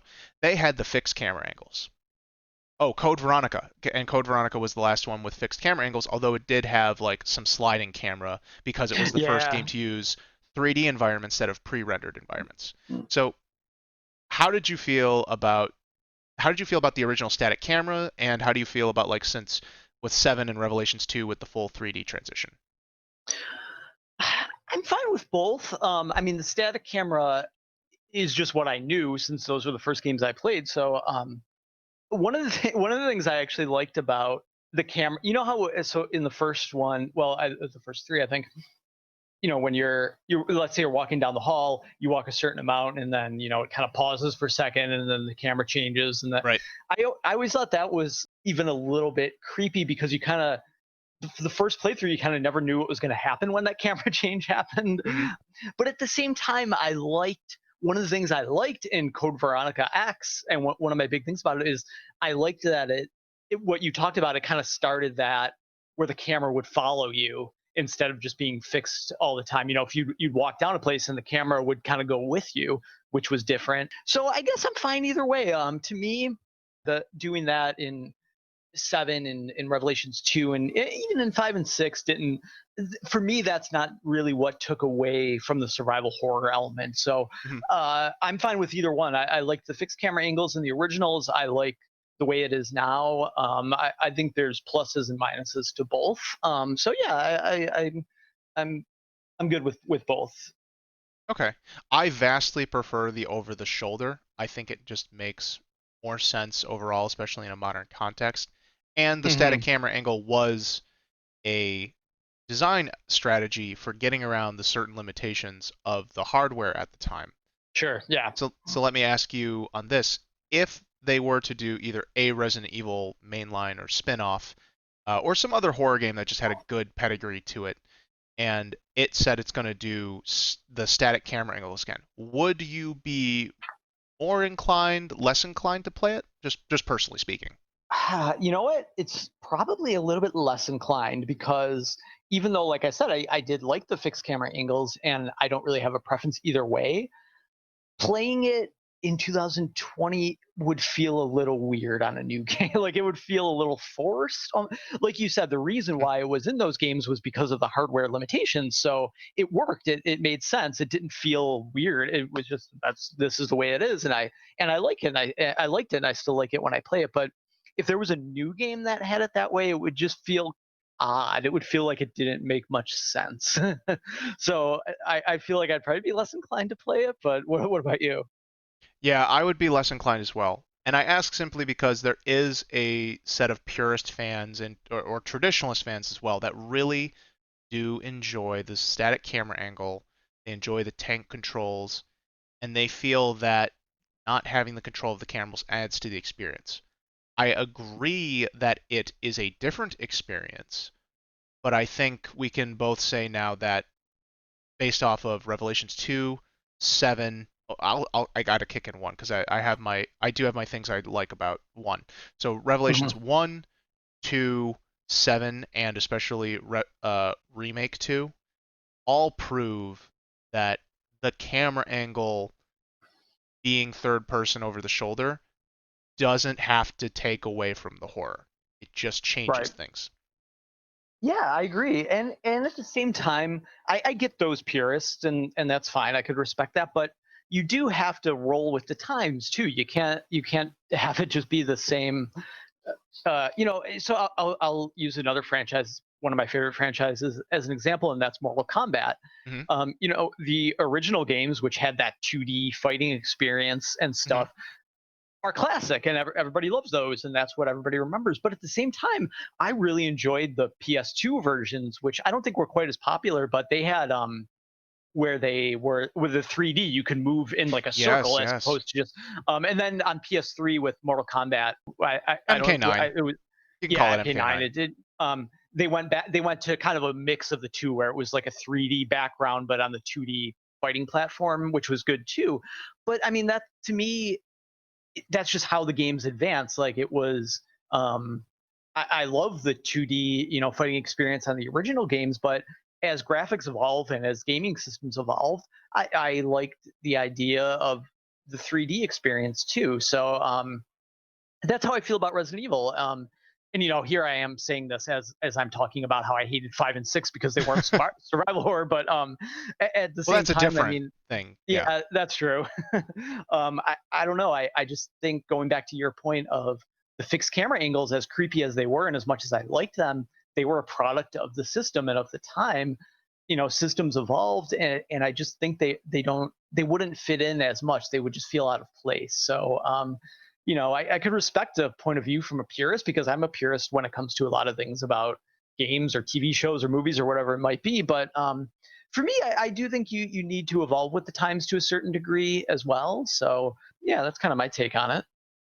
Yeah, no, those are excellent points, and I think that to your fighting game analogy there, and you've played Smash Brothers with us, there's Yes. ways you can learn from both perspectives, and I think that we can say Resident Evil 7 and 2 Remake have definitely learned their lessons from that and bring over the best parts, which so in the fighting game side, Smash Brothers is still a 2D fighting game, but you have the jumping, the double jumping.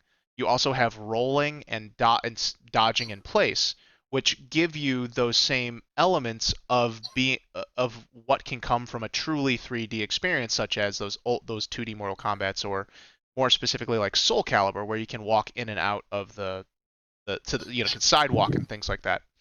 Hmm. But you can mimic the same functions or features, gameplay features from the 3D aspect in the 2D. It just has to be done in a different way.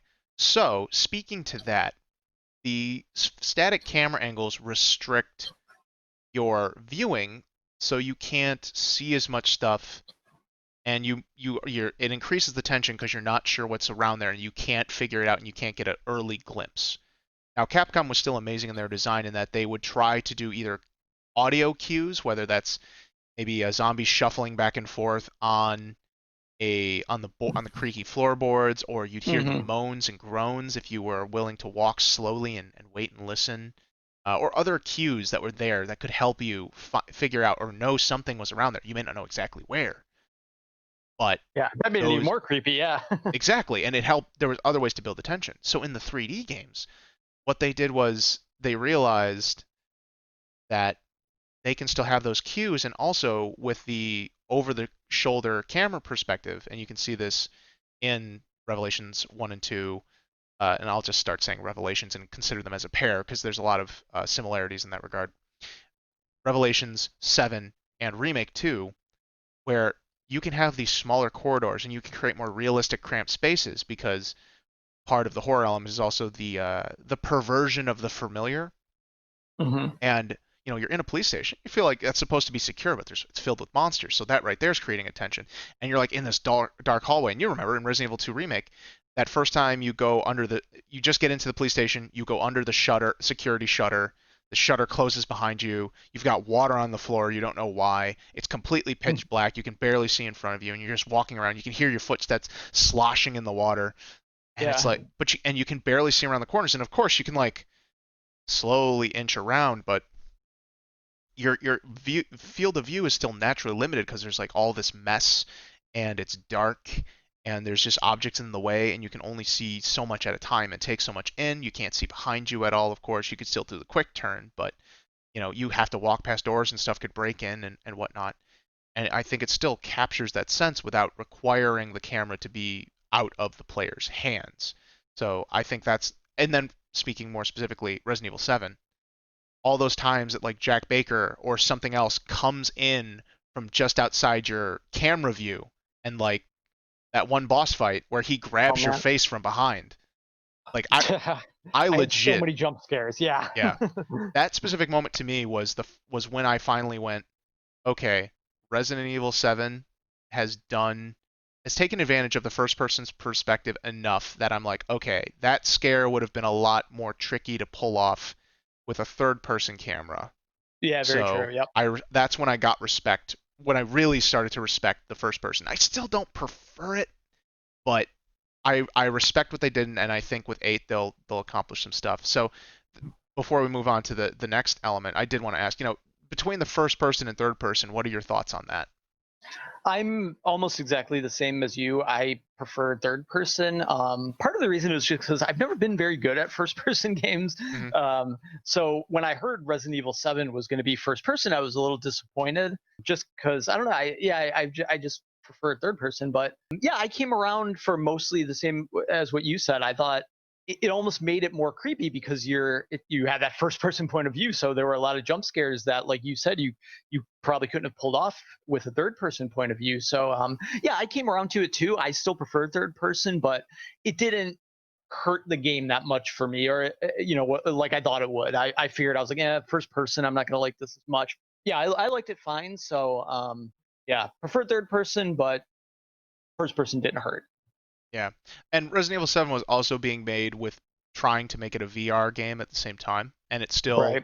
to this day is probably the biggest AAA game that's VR outside of the Half-Life Alyx game, which is specifically for PC VR on Hmm. on Steam. But Resident Evil 7 does predate Half-Life Alyx. So Resident Evil 7 did have PlayStation VR support, and I've never played that version. They unfortunately never released a VR update for the PC version of Resident Evil 7, which it was rumored that VR support was exclusive for 12 months on PlayStation. So they had no incentive to do so. But everyone figured, oh, they're clearly going to have this because like Valve is putting out its hardware, Facebook and Oculus, they had all their VR hardware. So clearly they're going to wait the 12 months and then they'll do like a big VR update. It never happened, unfortunately. And what has happened is fans have taken it into their hands where they've made VR mods and have gotten the game to pretty much Mm. work in VR. And I'm not sure exactly how well, but apparently it's been a while. And now that I do own an Oculus Quest 2 and I have a competent gaming PC with a copy of Resident Evil 7, I am looking into modding it and seeing how I feel about playing that in VR because the 3D element plus the VR, it is a different experience, and I'm curious how I would feel playing that because I know it's different. It's a different feeling when you have VR with the 3D and things getting in your face or that sense of scale is different. So Right. I wonder if I'd react differently for that, and that is just a different design philosophy as well. But yeah, I'm no longer upset that Resident Evil 8 is going to be first person. I think that Resident Evil could still get first person, but I prefer to do them third person just because I think it just makes more sense. I enjoy seeing my character. I enjoy seeing how my character acts, and I think 2 and 3 just infinitely feel better in presentation because I can see how the characters are reacting instead of just some hand waving and looking through the eyes. I just don't feel that way. If I am clearly the avatar of my character and not just playing another character, then that's a little bit different. But I still prefer to see my character design and the reaction. I just feel there's a higher quality presentation feel to being able to seeing your character dynamically react. Yeah. Yeah, I agree. Great, yeah. So with the camera perspective out of the way, which is a big sticking point for a lot of fans with Resident Evil, we already talked a little bit about the combat, so I don't want to go over too much more of that. But as we've said, basically our biggest points with 5 and 6 and in 4 to some degree is that they just became much more like action shooter games instead. And that brought up a great point is that I argue if you're creating a game brand, there's a certain reason you garner a fan base, and that's because there's a Mhm. specific experience people are looking for. And as I was saying, combat is important, I think, to Resident Evil. And I think that balance that Resident Evil strikes with the combat is you're still fighting overwhelming odds. You're just equipped just enough to take it Mhm. down. But when you fight the zombies or any of the monsters, like they still take usually multiple shots. But Yeah. there's that strategy element to it where if you understand their weak points or you understand their behavior patterns, you can become much more efficient at taking them down. But if you mess up, you could still take a lot of damage. And Resident Evil's formula is supposed to be like, well, you can spend either more ammo to kill the enemies and then you have more health items, or you can take more damage and use up your health items and you'll preserve more ammo because Mhm. part of the meta strategies of Resident Evil is deciding what can I shoot and what can I get around. And Yeah, that's big time. and when on your first playthrough of the game, when you're trying to figure that out, it really is a lot of trial and error and experimentation. Mhm. Yep. But I think that's the balance there, why the combat works so well. And I think Resident Evil needs the combat because it feels better to be able to fight back rather than just be like, oh well, I just gotta run. That and if you have a segment like that in Resident Evil, and there's very few, like in 2 remake, where Leon has to run away from the crocodile. That's a very quick, like 30-second, 45-second event, Yeah. and Yeah. it comes and goes, and it doesn't feel too disruptive. It just changes the pace. In that regard, do you have any articulate your thoughts on like on 5 and 6 and be like, is it just too much shooting, or do you, like compare which game do you feel got it right compared to 5 and 6? Well, I would say I think Revelations 2 really got it right as far as turning it around because they Revelations 2 7 kind of went back to full survival horror. Yes. Revelations 2 is still a little bit of a mix of both. Yep. It wasn't quite full on survival horror, but it wasn't just to shoot 'em up like 5 and 6 were. So, in my opinion, Revelations 2 kind of had is where they started getting on track to getting it right, and it had a nice mix of both. 6, I don't know if we want to start talking about this yet, but I wanted to Yeah, we go can to get your into it.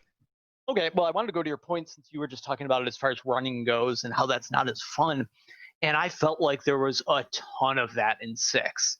Oh my god, there was so much of just running and like not only did I not like the running aspect, but I felt like it You was just specifically mean like running away from like an undefeatable enemy? running exactly. Yeah, yeah. It felt like there was a lot of that in 6 where it was just like you had to run. And not only was that bad, but it seemed like it was just very broken. Like the camera angles were really weird. Like I remember playing it and we were like a lot of times like we didn't know where we were running. We were just kind of going and it was like you can't really tell where you're running to. Mm. There was way too much of that. I thought at least from playing it. And yeah, it it takes away from it. I'm like, I don't know. I'm not playing this just to be like running away from stuff. And so that was in addition to just the fact that the game was just basically a shoot 'em up. I just didn't care for it a lot. I felt like there were way too much of those just like let's just run scenes. Like you just have to run, and then there would be quick time events. There were a lot of quick time events in that where Oh yeah, like there were tons of QuickTime it's events. like running, running, running. Oh, now you got to press square, running, and a lot of times that I don't like. It came out of nowhere. That was another problem I had with it. Like it would be like a cutscene and then sudden quick time event. Like what? Oh, I just died. Like I didn't know there was gonna be a quick time event. Like where did that come from? Like Yeah. that was another part that annoyed me. And that's a Yeah. thing that you can also blame on Resident Evil 4 because it is law Resident Evil 4 is lauded for introducing the QuickTime events and actually making them not feel like gimmicky and just kind of there for the sake of. They could Hmm. sometimes kill you, and other times they could just change. Well, most of the time actually they were life or death, which I now believe that QuickTime events shouldn't be life or death. Totally agree. Yep. We've also gotten to a point in game design where we really don't need quick time events anymore. I'm much more of a fan of no, just let the sequence happen and then just build the game to let me play more Yeah. directly. And that's what we see also with, Yeah. pretty much all the other horror games out there like Dead Space. And I do want to mention I have played Evil Within 1 and 2, which was created by Shinji Mikami, who is responsible for a lot of Resident Evil development, I believe from 1 through 4. I don't remember if he worked on Zero, Okay. but Shinji Mikami left after Resident Evil 4, I think, and then he moved on from there. Um, Hmm. but yeah, you can blame the QuickTime event, but 6 was just the problem with 6 is that it was just so much excess. You have So much. four full-size campaigns Yes. or near full-size campaigns. They're all at least like 5 to 10 10 hours depending Oh on what. yeah, yeah. They were I'd Um, say full size campaigns. Yeah, absolutely. they all have an intertwining story, and not Yep. every story is really all that interesting. Nope. I definitely would love to see them completely redo 6. I think there's an interesting story to tell with, and this is huge spoilers for 6, but honestly, A, don't get It's a too cookie. oh, I was gonna say don't get too hung up on the Resident Evil plot. It's really just kind of a fun little like horror mystery lore thing. It's really more fun to know it than to not know it. And then so don't worry about being spoiled so much. It's just kind of fun and goofy. But the other part is that yeah, like you said, it's been years now. So Resident Evil 6 spoilers, and oh yeah, also personally, I just don't think the game matters much. It has a lot of really dumb stuff. Now people Yeah. trash on Code Veronica's story. Now it's got some weird elements that are just uncomfortable Very uncomfortable. Yeah. in different ways, Yes. but this is more just like this is bad cringe. Whereas like Yeah. Code Veronica's like just weird cringe, at least if I was to split hairs. So 6, I think if I was to restructure the plot, I think keeping the part where we finally meet someone who's in like the US government that's actually like we've had a vested interest in the bio weapon development, Mhm. and Jake Wesker's I forget what his actual name is, but he's Wesker's son, so I just call him Yeah. Jake Wesker.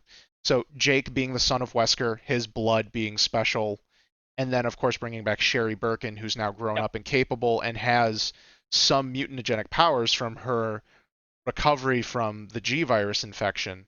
I think that would be like the best way to do it. Now I know it was supposed to be this huge thrill fest because you finally had Leon and Chris were going to meet each other, and Ada Wong was there, and the Ada Wong clone thing is super weird, but it's honestly the dumbest thing in the world. You'd think like a clone, like having two Ada Wongs would actually be a really interesting point, but the reason they had a clone of Ada Wong is actually one of the dumbest and just disgusting things to do about it. So To summarize it, the dude, his name is Simmons, and he's like the Secretary of Defense or something, I believe.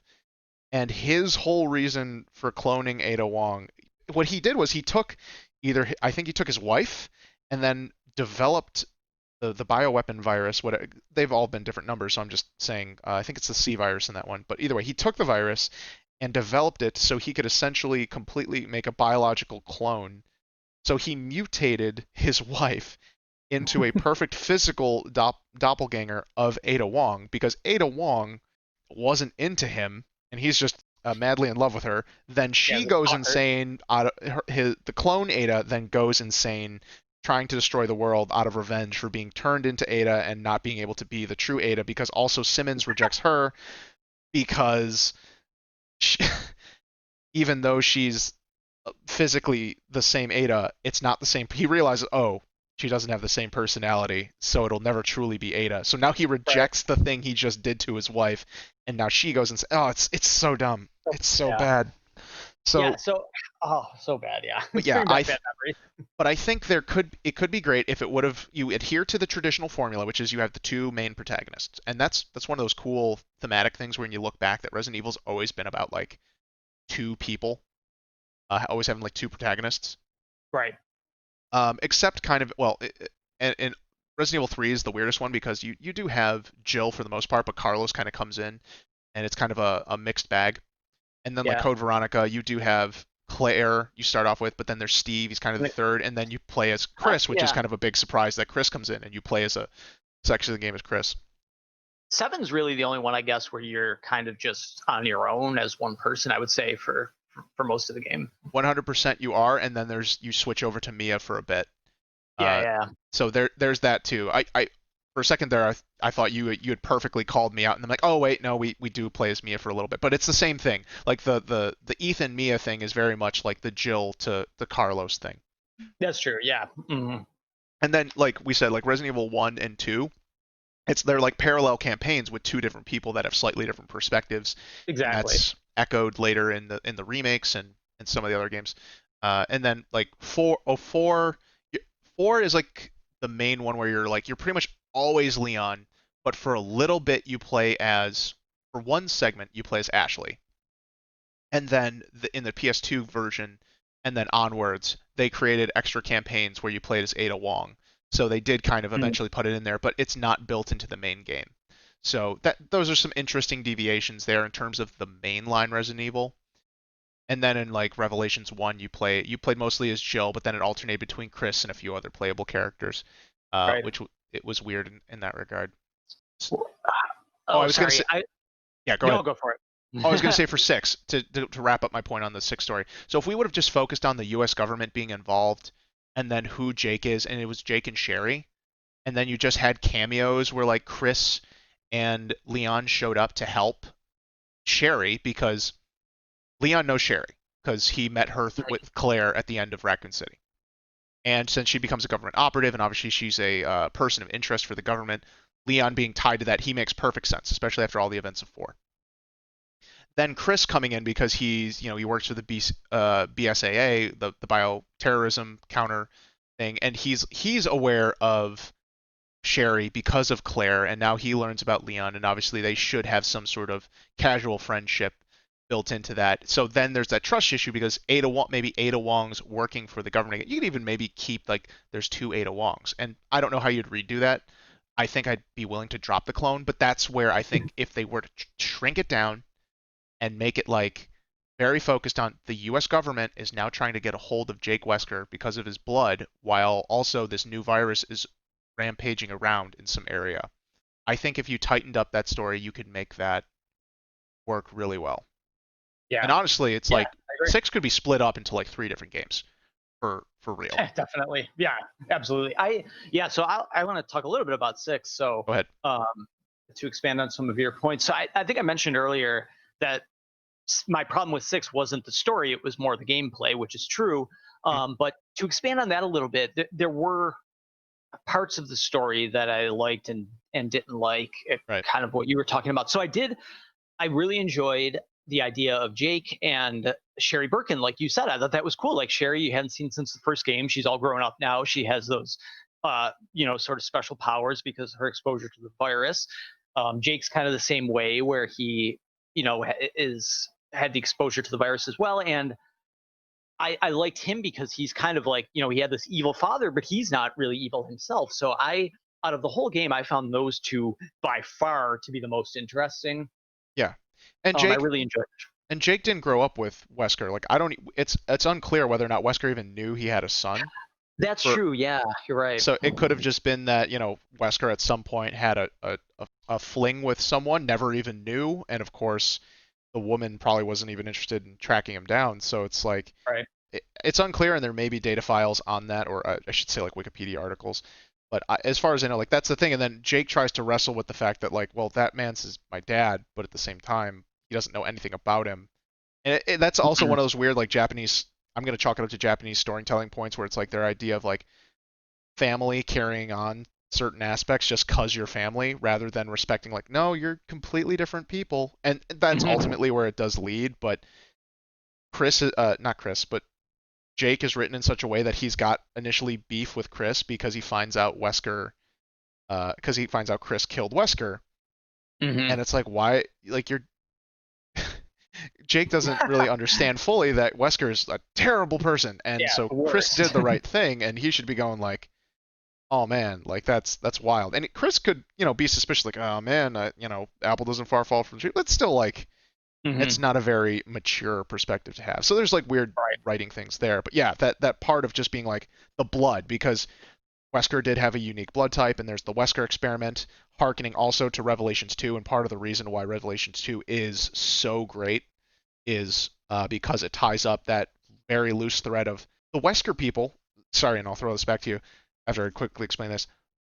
Wesker is actually part of an experimental group of kids who are supposed to be like genetically superior, harkening to kind of like Aryan Nazi experiments. It's like there was a set of children that were abducted to be the best of the best and experimented on, and they were the Wesker kids from like the original Umbrella Heads. And Mhm. then only Albert Wesker, who was the main Wesker that we talk about, and then oh, I'm blanking on her name right now. Do you remember Revelation 2 what her first name was? I want to say Um, Alex Wesker. yes, It's Alex. I remember it was something very close. Yeah, yeah. Yeah, and she's a woman, and she's obsessed with figuring out how to use the virus to essentially genetically transfer her memory and consciousness into another human, so she can continue to so she could have practical immortality uh, Mhm.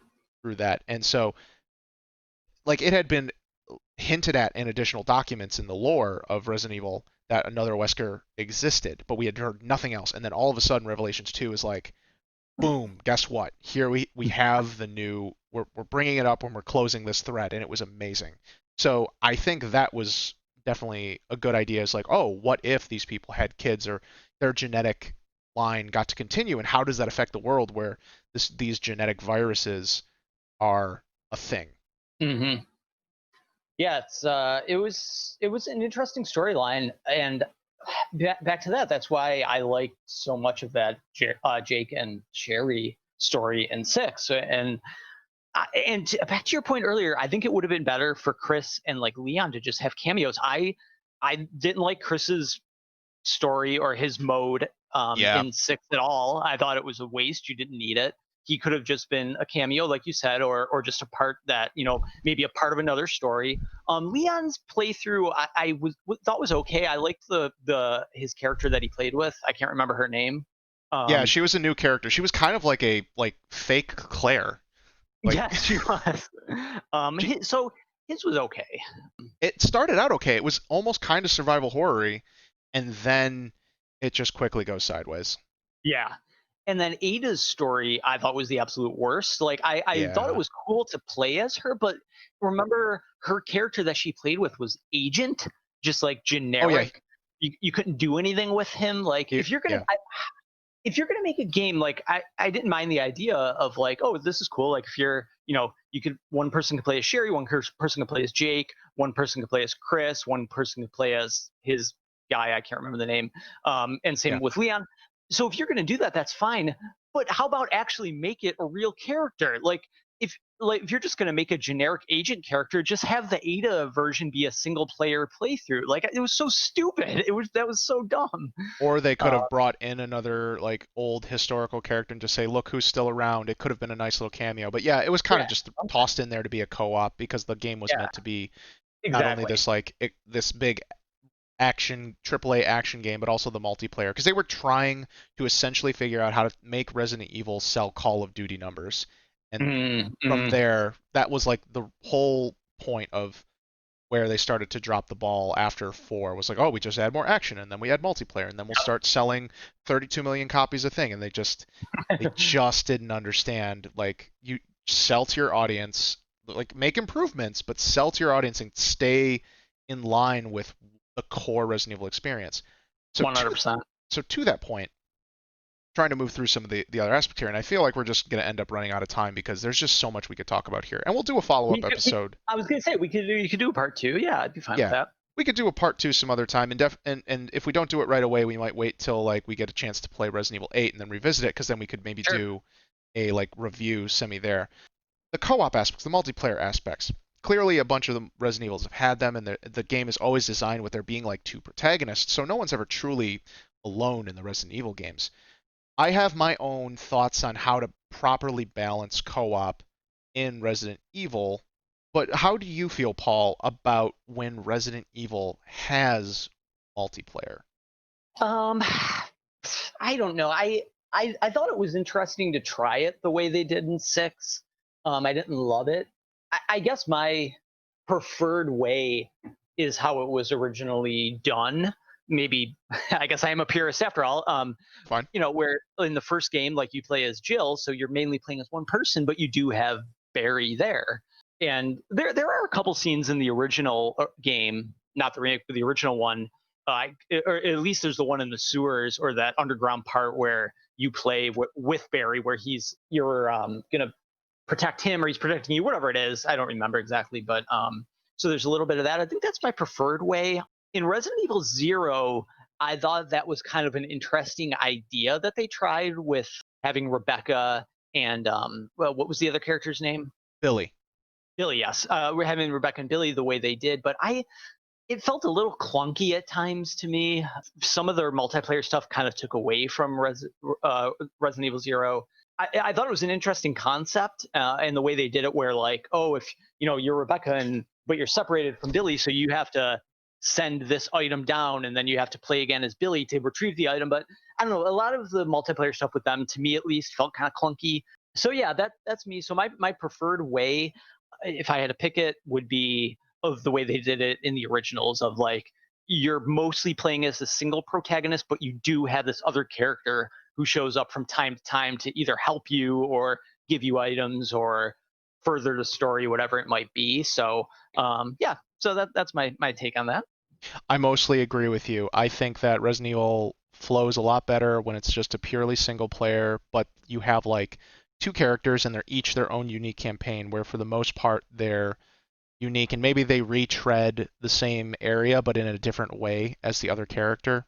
Mm-hmm. So I much prefer the idea of like the way the original Resident Evil 2 handled it, because Remake 2, while it did offer sort of a B scenario, it wasn't different enough in my opinion. You Oh, fight absolutely agree. you Yes. fight all the same bosses, you go through exactly all the same areas, all the item pickups for like 95% are pretty much the same things, minus like Claire has different weapons than Leon and has different upgrades, but they're all in the same spots. It's That was my biggest problem with remake too. Yeah, I yeah. totally agree.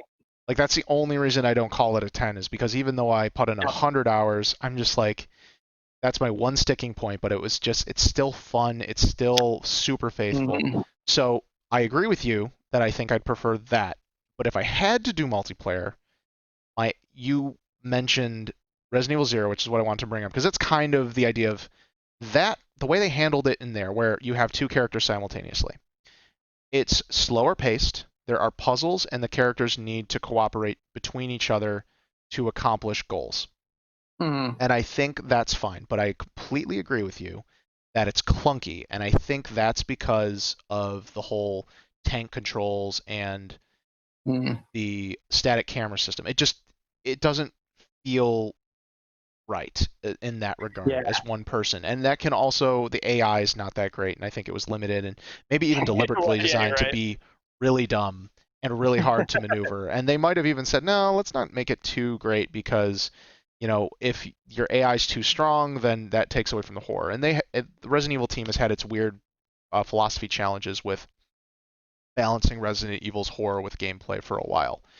So Revelations 2 to me is the exact template of like, oh my god, if they remake Resident Evil 0, but they use the Revelation 2 system, I felt that was way more like it's just not clunky.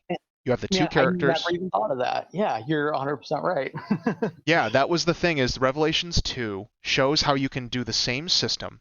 And I wouldn't even say I'd want them to take Zero and be like, because in Revelations 2 you had clearly two different classes. You had Yes, your yes. offensive character and your support character. So I would want them to make it so Billy and Rebecca are still pretty much capable, and you keep the same balances to them. Billy is has more HP. He's a better shot, but he can't mix herbs. And I think for Hmm. Rebecca, they need to balance her a little bit better because she has less health, but she can mix herbs. But I think they need to give her one other thing because otherwise there's really no point to using Rebecca. And I think despite the creator not really being a big fan of her, you could make her a more compelling character. You just have to write her to be more compelling.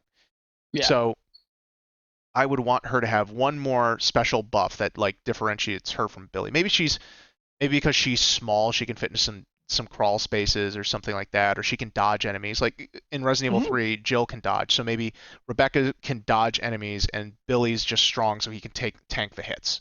So that might be something to balance it out. Or even do like one where Jill, the master of unlocking or whatever, like she has the lockpick because, and whereas Chris has to find the small keys, maybe something like that where Rebecca is like that's one of her specialties. She could unlock these certain areas that Billy isn't able to. So that's maybe another type of difference they could do. Right. I think the herb healing kind of covers that, but That's going true. back Yeah. going back to what I was saying, mixing with your idea, the fact that she's like small, if they were remaking the game and they redesigned some of the puzzles, they could have like small crawl spaces, and that would go back to what you're talking about, where Rebecca essentially can go into areas that Billy can't, and she would be able to like unlock doors or bring back items and things like that. If it was a remake where they could reinvent the space. So Yeah. yeah, if you took the third person camera and you reinvented Resident Evil Zero using Revelations 2 play system as the base, I think Resident Evil Zero could be remade into an excellent game that people would appreciate a lot more because it would feel a lot better. That would be my uh, my back my armchair game developer design document for remaking that. And and That's a just to great speak point. and just to speak a little bit more to like the pacing, like it can't just be all shooting. Revelations 2 was a balance between some horror and some good travel pacing, as well as a little bit of puzzle solving with a bunch of combat. It's still a little combat heavy, but I thought it was like instead of you don't fight too many hordes of enemies. Yeah, and you did have the stealth kill option too, Yeah, where you could sneak up on the enemies from behind and stealth kill them. So that was a little bit, less actiony, I guess. a little bit. I still think that's a little too far, but at the same time, I'm not opposed to the option itself. It's a matter of I like the puzzles a lot, and I think Resident Evil needs to have a certain amount of puzzles because that's the thing. The enemies should just kind of be obstacles, and they're tangential to your progress, and the progress that you have to make is actually the puzzle solving and navigating the area. Mm-hmm. Yeah. So with Zero, they did really well with that. Sometimes your characters have to split up, and sometimes they can't be in the same room, and that adds to the tension. It's like you don't know what's going to happen. And I think in Revelations 2, there's some really good parts where like Moira and Claire split up and they have to be in different parts to accomplish things, or like Moira's gotta use her crowbar to open up a door while Claire defends Mm-hmm. her. So that's what I'd want to see in either a future Resident Evil or a remake of Zero is keep the part most there's times where you travel together and you're trying to go room from room, but let the characters be able to separate and be different parts of the space, of the play space, and also focus on building puzzles where sometimes you're just not near each other and you have to just deal with that. I think that is where you create that's the most respectful way of adding multiplayer with Resident Evil rather than just having well you've got two people that are shooting things a la Resident Evil 5 and 6. Yeah. It's got to be we're cooperating to solve these puzzles and maybe Resident Evil's got death traps. So it's like, well, if I solve it this way or I solve it this way. And I think it's also fair to sometimes do sequences where one player goes through an area, and if they do certain things, it messes up the route for the other player, and you can either Hmm. voice chat to coordinate, or you just kind of deal with it like, oh, and it's not like it locks you out of something. Maybe it locks you away from like an optional item or extra ammo, or it changes the pathway so that way this is the more difficult pathway, and it's just those accidental things can happen. And that kind of speaks to it's not Until Dawn, but it was the next game, the Dark Anthology, I think it's called. Their next set of games that they've been that the team who made Until Dawn is doing. That's more of like a cinematic, choose your Okay. own adventure horror movie games, and those are pretty cool. Yeah, yeah, I like the idea of those. Yeah. Where in the Dark Pictures Anthology, where in the multiplayer mode is that's the thing is people don't get to see the whole picture, so they can make choices, uninformed choices that can also screw over the other players, and they might get each other killed or make things more difficult because they're making choices without understanding the consequences. And I think you don't want to do that too much, and that's where I'm saying like don't it should never be a straight up insta kill. It just either could make things a little more difficult or it just changes the way you have to play through a portion because you had to make certain choices. Like, do I make it tougher? Hmm.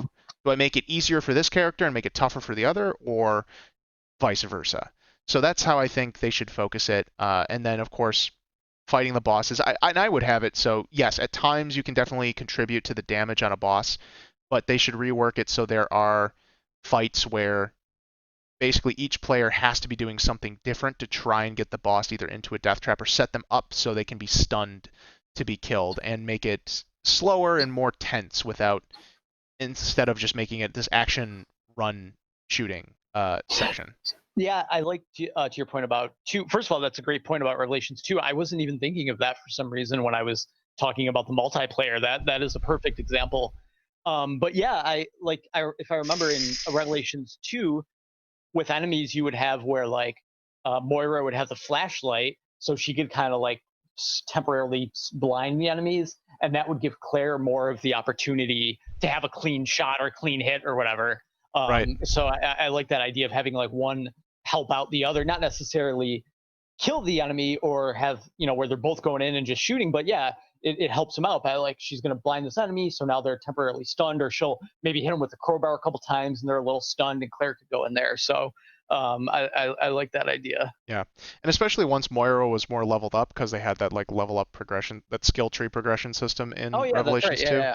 Once she was Hmm. leveled up and more proficient, I definitely felt like at near maximum, the characters are much more balanced where Moira is effective and could kill an enemy if she needs to, but it's definitely more balanced and Clara is definitely more effective at killing enemies than Moira is. But Yeah, there's still plenty of options where cooperating the two and coordinating the team attacks does a lot more damage and could save you yeah. ammo. And if they play Well, more into that where there's less ammo overall, and that's actually a point I would like to say is I still think Resident Evil has a little too much ammo.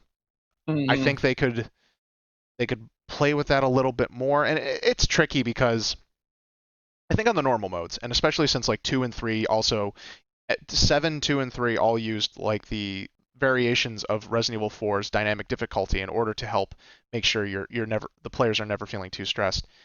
I think you could scale that down just a little bit more because of like the skill shot system with, free aim as well as if the game is I understand that I know how to scrounge and I know that for newer players that they're not necessarily going to figure out how to scrounge. So I true. get that there's a balance for that. What I don't like is when I play the harder modes, what happens is they usually give you less ammo on top of either less health items, and the enemies take more damage, are faster sometimes, and deal more damage. I feel like when you play one of the harder difficulties, depending on whether or not, like if it's the traditional hard mode and it has all those modifiers, I feel that's a little unfair. That's a little lopsided. If it's like an Yeah. extremely extra hard mode, like Resident Evil 3 Remake has a couple extra hard modes that get even more crazy, that I understand. Like, okay, yeah, you're piling things on. But if it's traditional hard mode, I think it's better to like you could give the character less ammo and the enemy could move faster, but don't change how much damage they take and how much damage they deal. Like that's just too I many agree. things. Yeah, I agree. So those like Um, tweaks and stuff I think I would like to see where I think with normal mode, just make it so there's less ammo, but the enemies are at their normal pace, and like you figure out how to trick the AI and stuff like that. And you could still find extra ammo and things like that. The other thing that was like one of the fun replay modes. So when I got towards my final run of Resident Evil 2, I was like, oh man, I've done everything. I've exhausted it. I didn't do a speed run for every single thing. I found like two specific infinite ammo weapons that are like perfectly suitable for me. Like you get a submachine gun that has infinite ammo, and then there's like the rocket launchers and chain guns that you get, and those are like for the super tight runs. And I was Hmm. just like, why? I don't really need those. Those are kind of overkill. The submachine gun is like you have to reload it still. It only has 30 bullets per magazine, but and it's you can just infinitely reload it.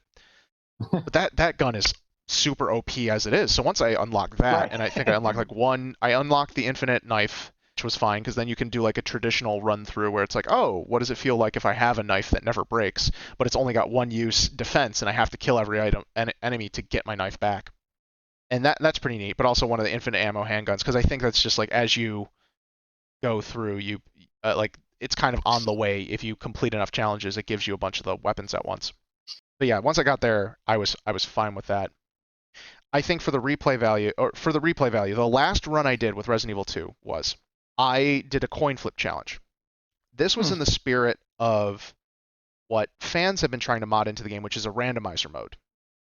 Now, Resident Evil has been experimenting with making some item pickups randomized, like when there's the breakable boxes, you don't know if there's going to be an item or if what kind of item it'll be, Okay, okay. to try and add a little bit of a random element there to help shake things up or give the players what they need when they're in specific situations.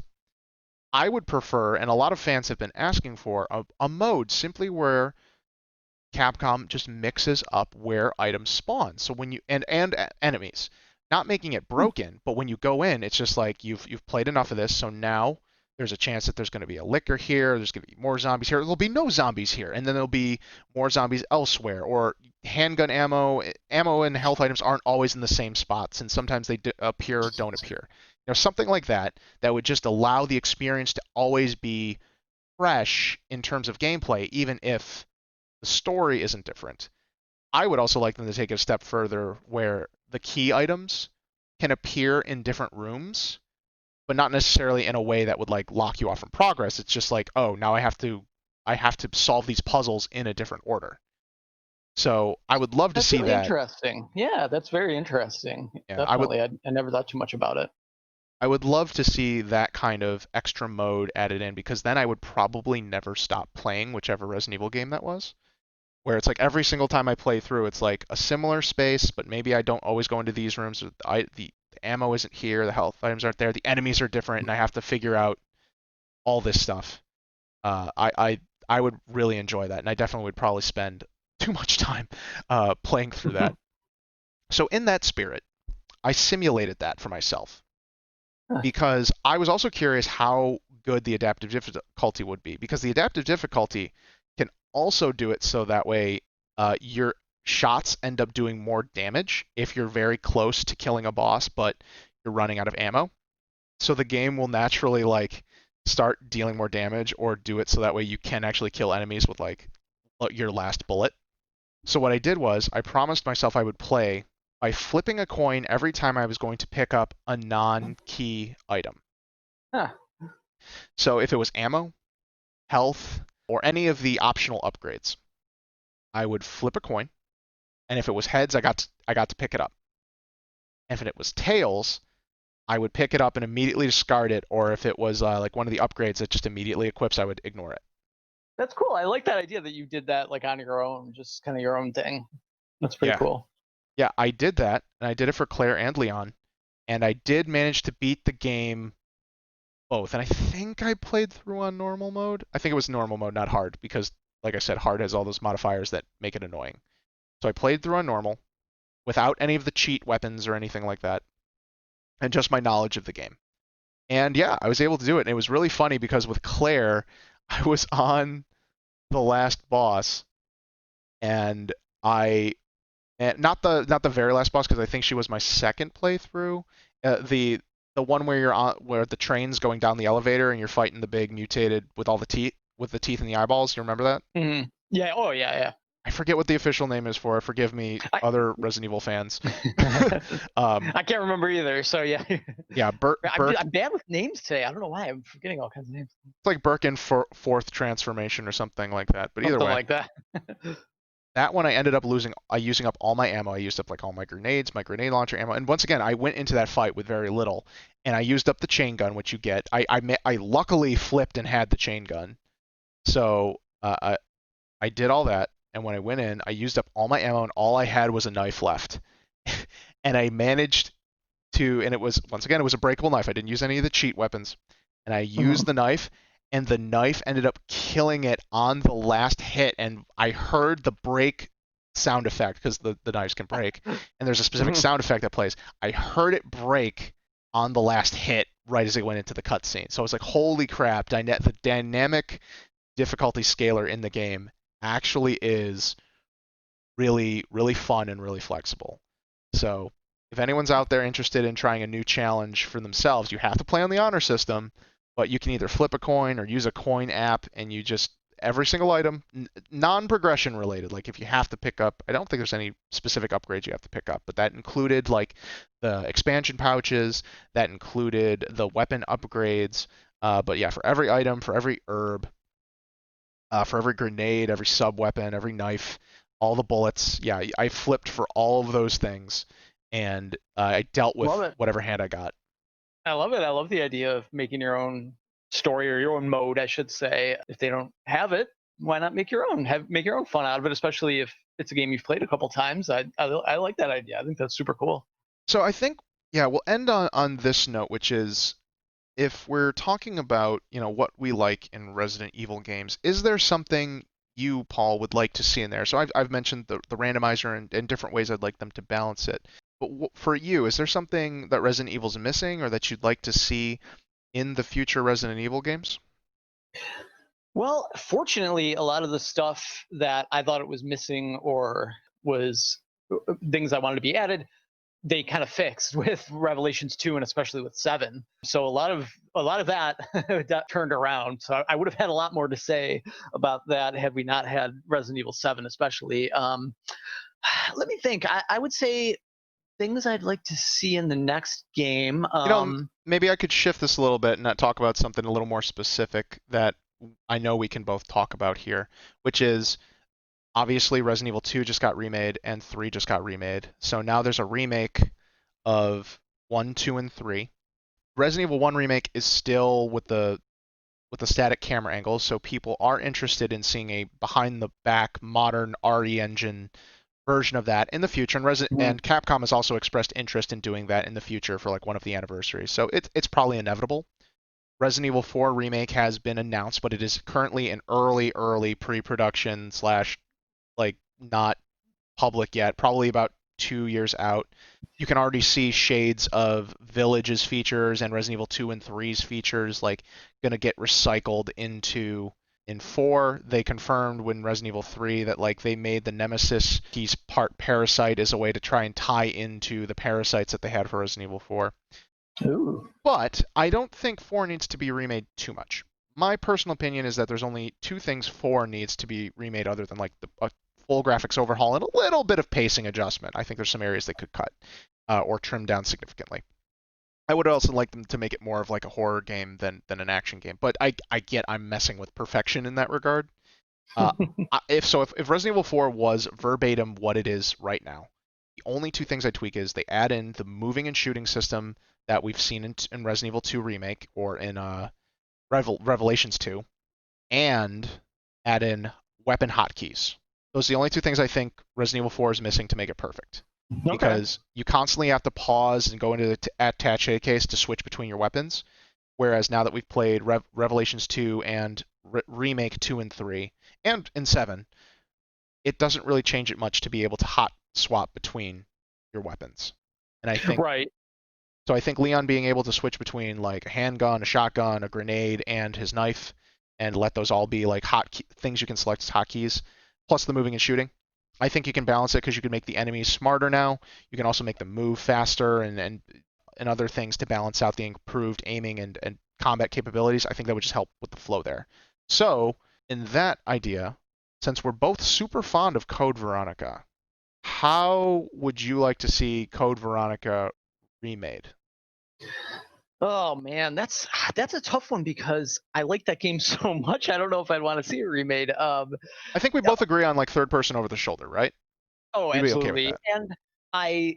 And your point about what you just said, I would like the weapons. You don't have to access them from a start menu. They could just be on the D-pad or whatever.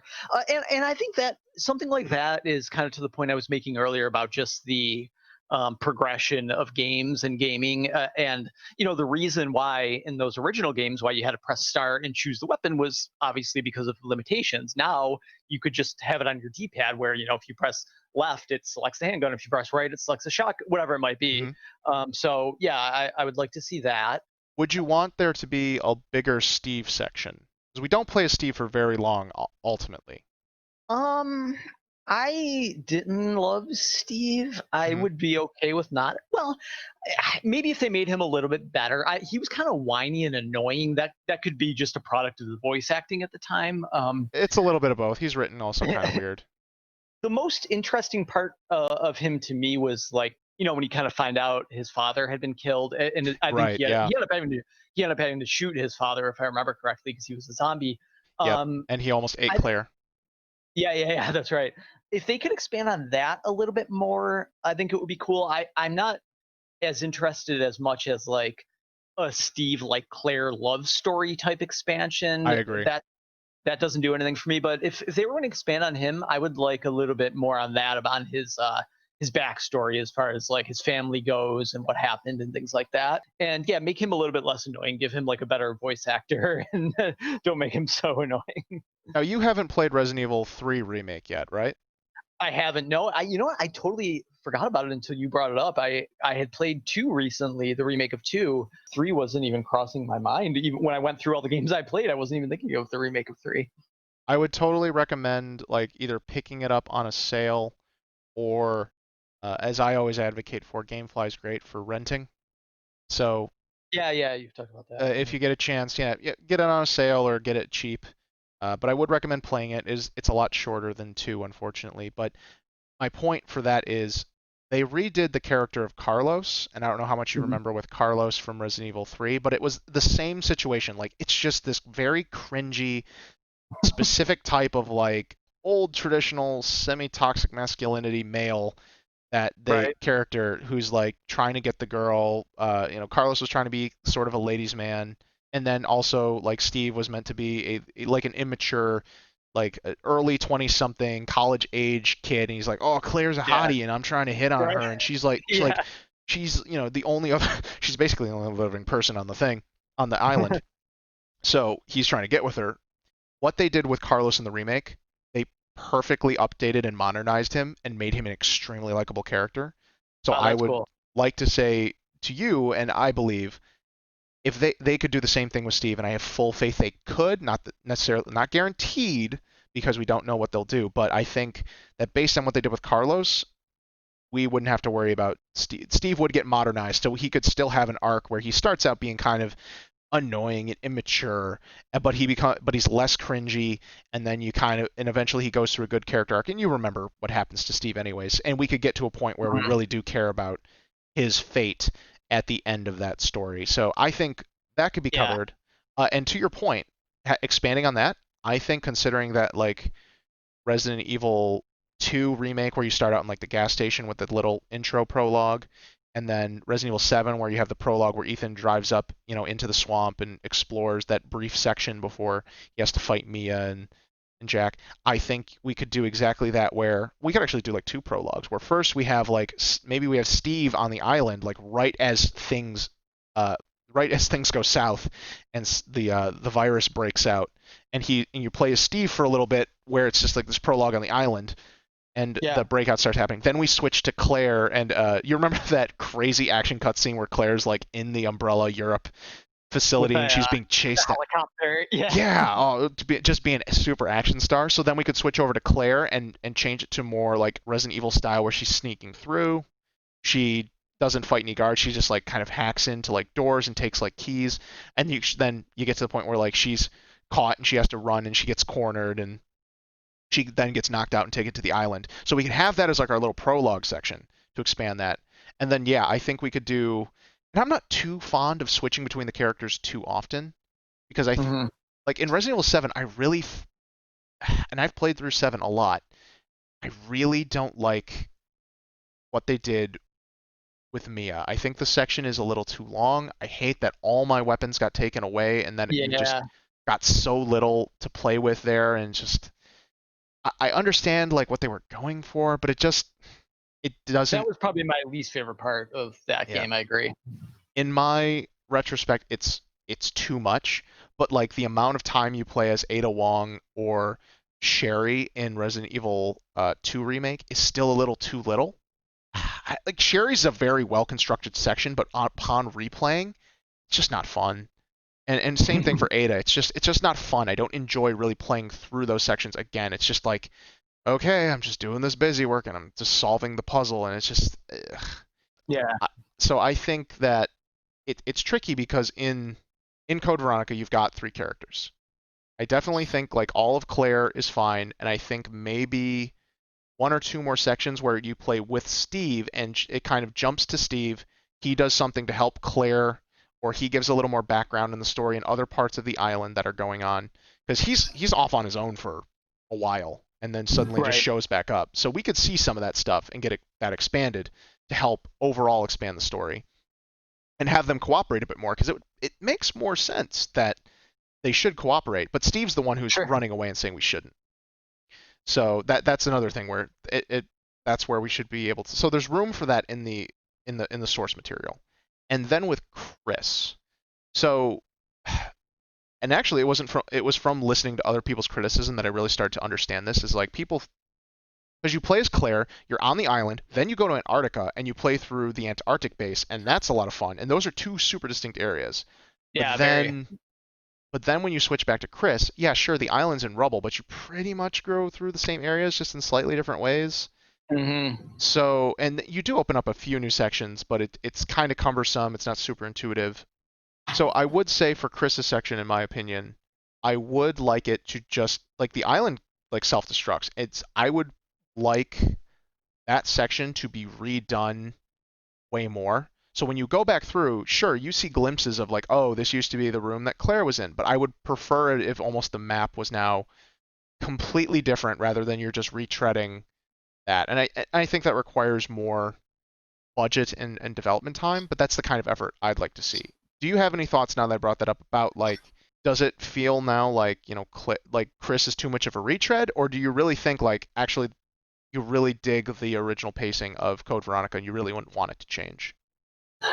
I did like the pacing. I mean, now that you bring it up, sure, I'd be okay with that. But when I played it, I don't remember having any issues of like Right. this is getting kind of boring or the. I mean, I loved Code Veronica X the whole way through. I never got bored with it. Like I said, I love that game. I never got Hmm. bored with it. I never thought it was like this is getting kind of monotonous or whatever. But at the same time, I think what you said makes sense, and that would be a fine upgrade.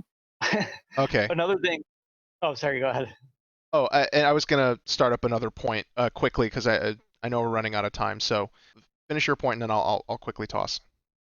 I was just going to say, just back to one last thing that I just thought of that I would potentially change in the remake is making Spencer's, that was his name, right? Spencer.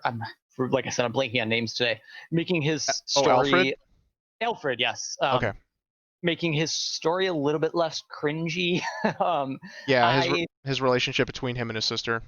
Very weird. Yeah, I loved the whole backstory that they gave. Like I liked the idea of learning about that history about the it was the Spencer Mansion. That's what I was thinking Yes, of. yes. Um, Spencer Mansion, all that Or history of and Umbrella, all that The stuff. Ashfords. They're the Yes. Ashfords, and they Um, worked with Spencers as founders of Umbrella. That's right. Yeah, you're. I'm for some reason I'm just blanking today. But yeah, I loved the history of that. I love that whole thing. But I would, if I was doing a remake, I would definitely take away some of that weirdness between him and his sister. That was going from like cringeworthy to just bordering on creepy and very uncomfortable. So loved the idea of the backstory and the history and all that stuff. But take away some of that cringiness. That would be my last point on the remake. Yeah, I would want to get into specifics if we had more time, because I think we could. I have ideas of ways we could rework that, and I'd want to talk with you specifically about that. So we'll put a pin in that one and come back for part two and Yes. discuss that more in depth. Because I don't know how much you've thought about it, and I've given some more thought. So we'll come back to that. But the thought I wanted to, which about Code Veronica, how much trouble did you have with fighting the tyrant on the plane? The apps. Oh my! I thought it was the final boss because it was so hard. I Right? thought Oh my that was God. the end of the game. I can't even tell you how many times I went through that. I literally thought when that was over that this that was the end of the game. And I think if I remember correctly, it says something like, "Do you want to save first half of game data?" I was like, "Oh my god, this is only that like the mid boss." Like, I spent so I believe I spent more time on that than the actual final boss. That was a pain. Yeah, it is. He is so tough to beat, and it's very possible to run out of ammo and just get soft locked and stuck in that, even if you've saved, because if you run out of Yeah. ammo and you don't understand the gimmick to that fight, it's not telegraphed well. Yeah. It's although upon watching speedruns, it's it's actually super easy to beat him.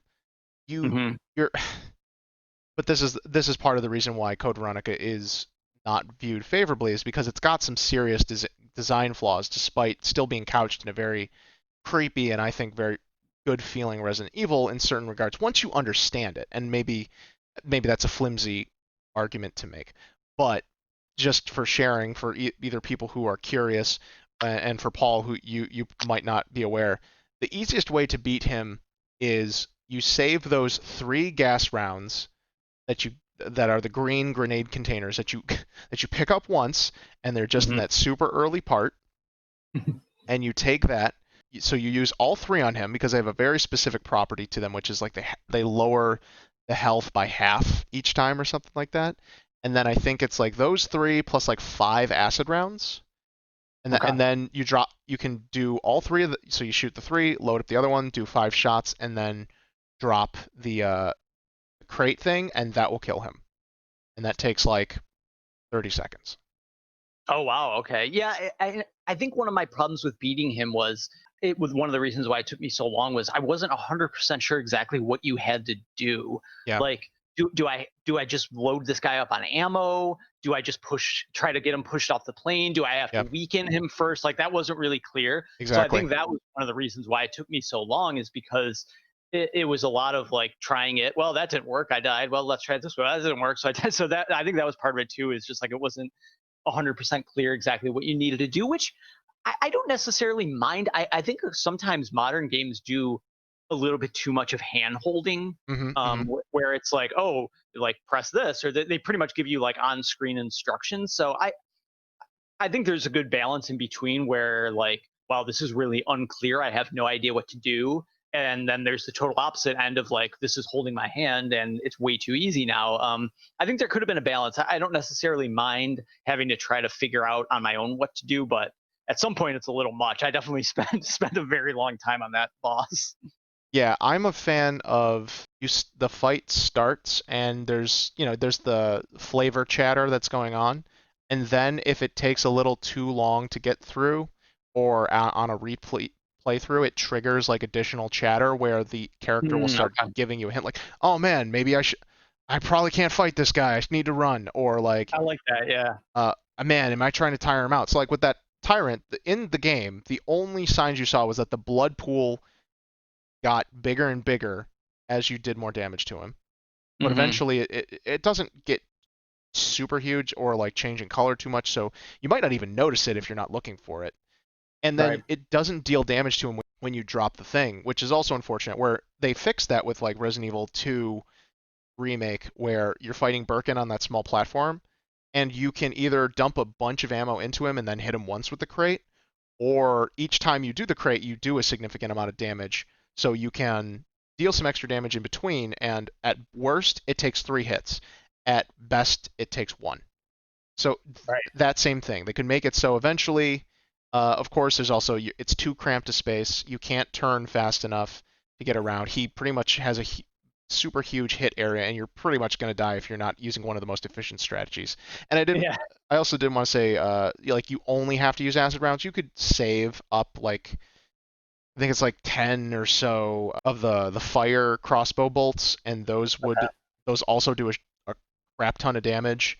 So it's any mix of those. Use the three, save the three gas, use them on him then right at the beginning, and then hit him with the big ammo right away. Either the acid rounds, even grenade rounds, or something, depending on whatever you prefer to use, or the explosive crossbow bolts, and it will deal enough damage, and you can pretty much drop him in just in under a minute.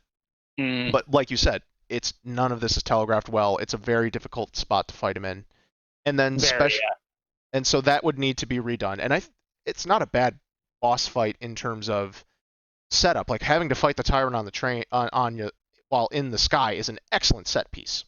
Yeah. Hmm. And the idea of like you need to weaken him and then drop the thing, not terrible by in concept, but we need these extra elements around it to flesh it out so that way it's clear what you're supposed to do, or at least the game will help you out if you don't intuit it on your own. I Um, agree. and then lastly, because there's a few flaws like that, and there's a couple areas where it gets really tough, and you could get soft locked into because you just if you don't have the resources the right way. The map is also, while it is cool that it's such a big island, it also isn't interconnected properly. So like backtracking becomes a chore because you have to walk so far. So they need a Mhm. tighter map, which is totally possible while Yeah. respecting the original layout or the original environment design. You just have to rearrange how things are interconnected. And then, of course, there's the other parts that are really tough. Like when Monster Steve attacks, there's only really specific ways to not take damage or to not die in that. Otherwise, you're pretty much screwed if you don't have enough health items. And then Yeah. also right before that, that death trap of a collapsing sky chain brick that you have to use to break the glass orb to get the key card out of. I don't know how many times I died to that on my first one because I'm like, what am I supposed to do? And like I didn't Yeah. hit just the right spot to activate and drop the orb, so it just I kept getting crushed because I wasn't in the right spot. Yeah. I think that was another part that I spent a lot of time on as well. Yeah, and then during the Chris playthrough, how it switches back to playing as Claire for that brief second, so you can do that Monster Steve section, and then it switches back to you could completely mess up your weapon situation because you play as Claire for a little bit and suddenly she has nothing, but she doesn't really need any ammo. But if she doesn't have any health items, you can't survive the Monster Steve thing, or you can end Mhm. up tanking all of Chris because you try and give all you reload a save, you give Claire all your weapons, and then you realize you're not playing for Claire for a while, and then Chris has nothing to fight the final boss. Also, Alexia's final form has a bunch of annoying elements, and this is all stuff that could totally be smoothed out simply by being in that third person and then rethinking some of these elements. So it it deserves a remake because it has such a great setting. It has great characters because you have Chris and Claire reuniting, and we'll talk more about our ideas of how we could fix the plot and see if we can come to a consensus on that. But yeah, all of the static camera Resident Evils, in my opinion, should get the third person over the shoulder treatment. Code Veronica should be next, then Resident Evil 0, then Resident Evil 1 because people love the current remake, so there's really no point to double remake it. And then Right. 4 really doesn't even need a remake; it needs like an upgrade. Yeah. But Just upgrading. Yeah. I'm totally excited to see it with modernized graphics as well, and it may be some some slight pacing tweaks because there are certain sections there that I don't. Since you haven't beaten the game, it would be difficult to say which ones are the areas because I don't know if you'll be inspired to finally play through it Yeah. just out of curiosity. I'd like to one of these days. I will. I honestly don't know why I haven't. Like I said, I think it was just because I never had a GameCube, and then by the time it came out on other Yeah. systems, I hadn't played. I kind of like heard what happened, and I was playing. I don't know. Who knows? But yeah, I wouldn't mind maybe giving it a Yeah. run through one of these days. So yeah, I'll keep some of that stuff tight, and we'll talk about that off, and maybe we'll try and set something up so we can get you a chance to play it and maybe record it as some of our option menu crew content. But that's a discussion for another time. But yeah, it's been super fun discussing Resident Evil, and clearly we haven't even finished scratching the surface there. So So much before more we to talk about. We talked yep about a lot as it was. yep, and no time to talk about the extra media. We thought we'd get to it, and we did talk about it on the previous adaptations episode, so people can go back in Yeah. the feed and listen to that and get most of the information. And we'll come back to it because hopefully by the time we play Resident Evil 8 and the Netflix series will be out, and maybe we'll know more information about the movies and we can react and discuss those elements.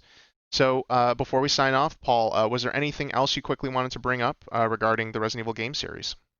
No, I don't think so.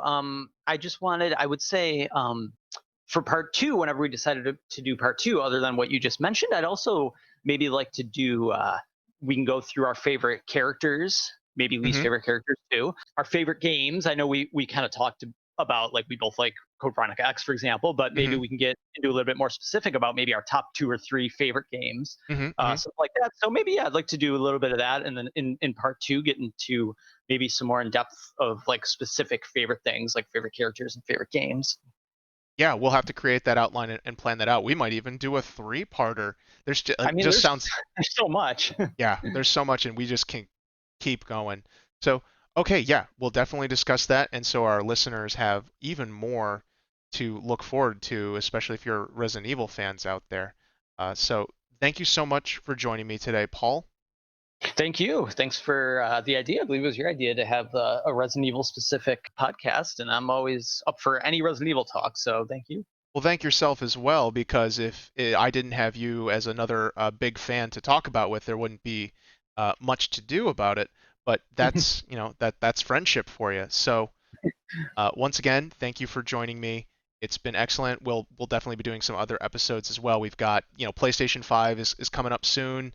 I want to talk about that, plus the my experience with VR and Oculus Quest 2, now having put some serious time in there, on top of some other game news and what we've been playing that we're planning on doing in the coming weeks and seeing how that goes. So, to all our listeners out there, thank you so much for being with us. We appreciate you. We hope you are being safe and take care of yourselves until the next time. Thanks again and be well. See ya.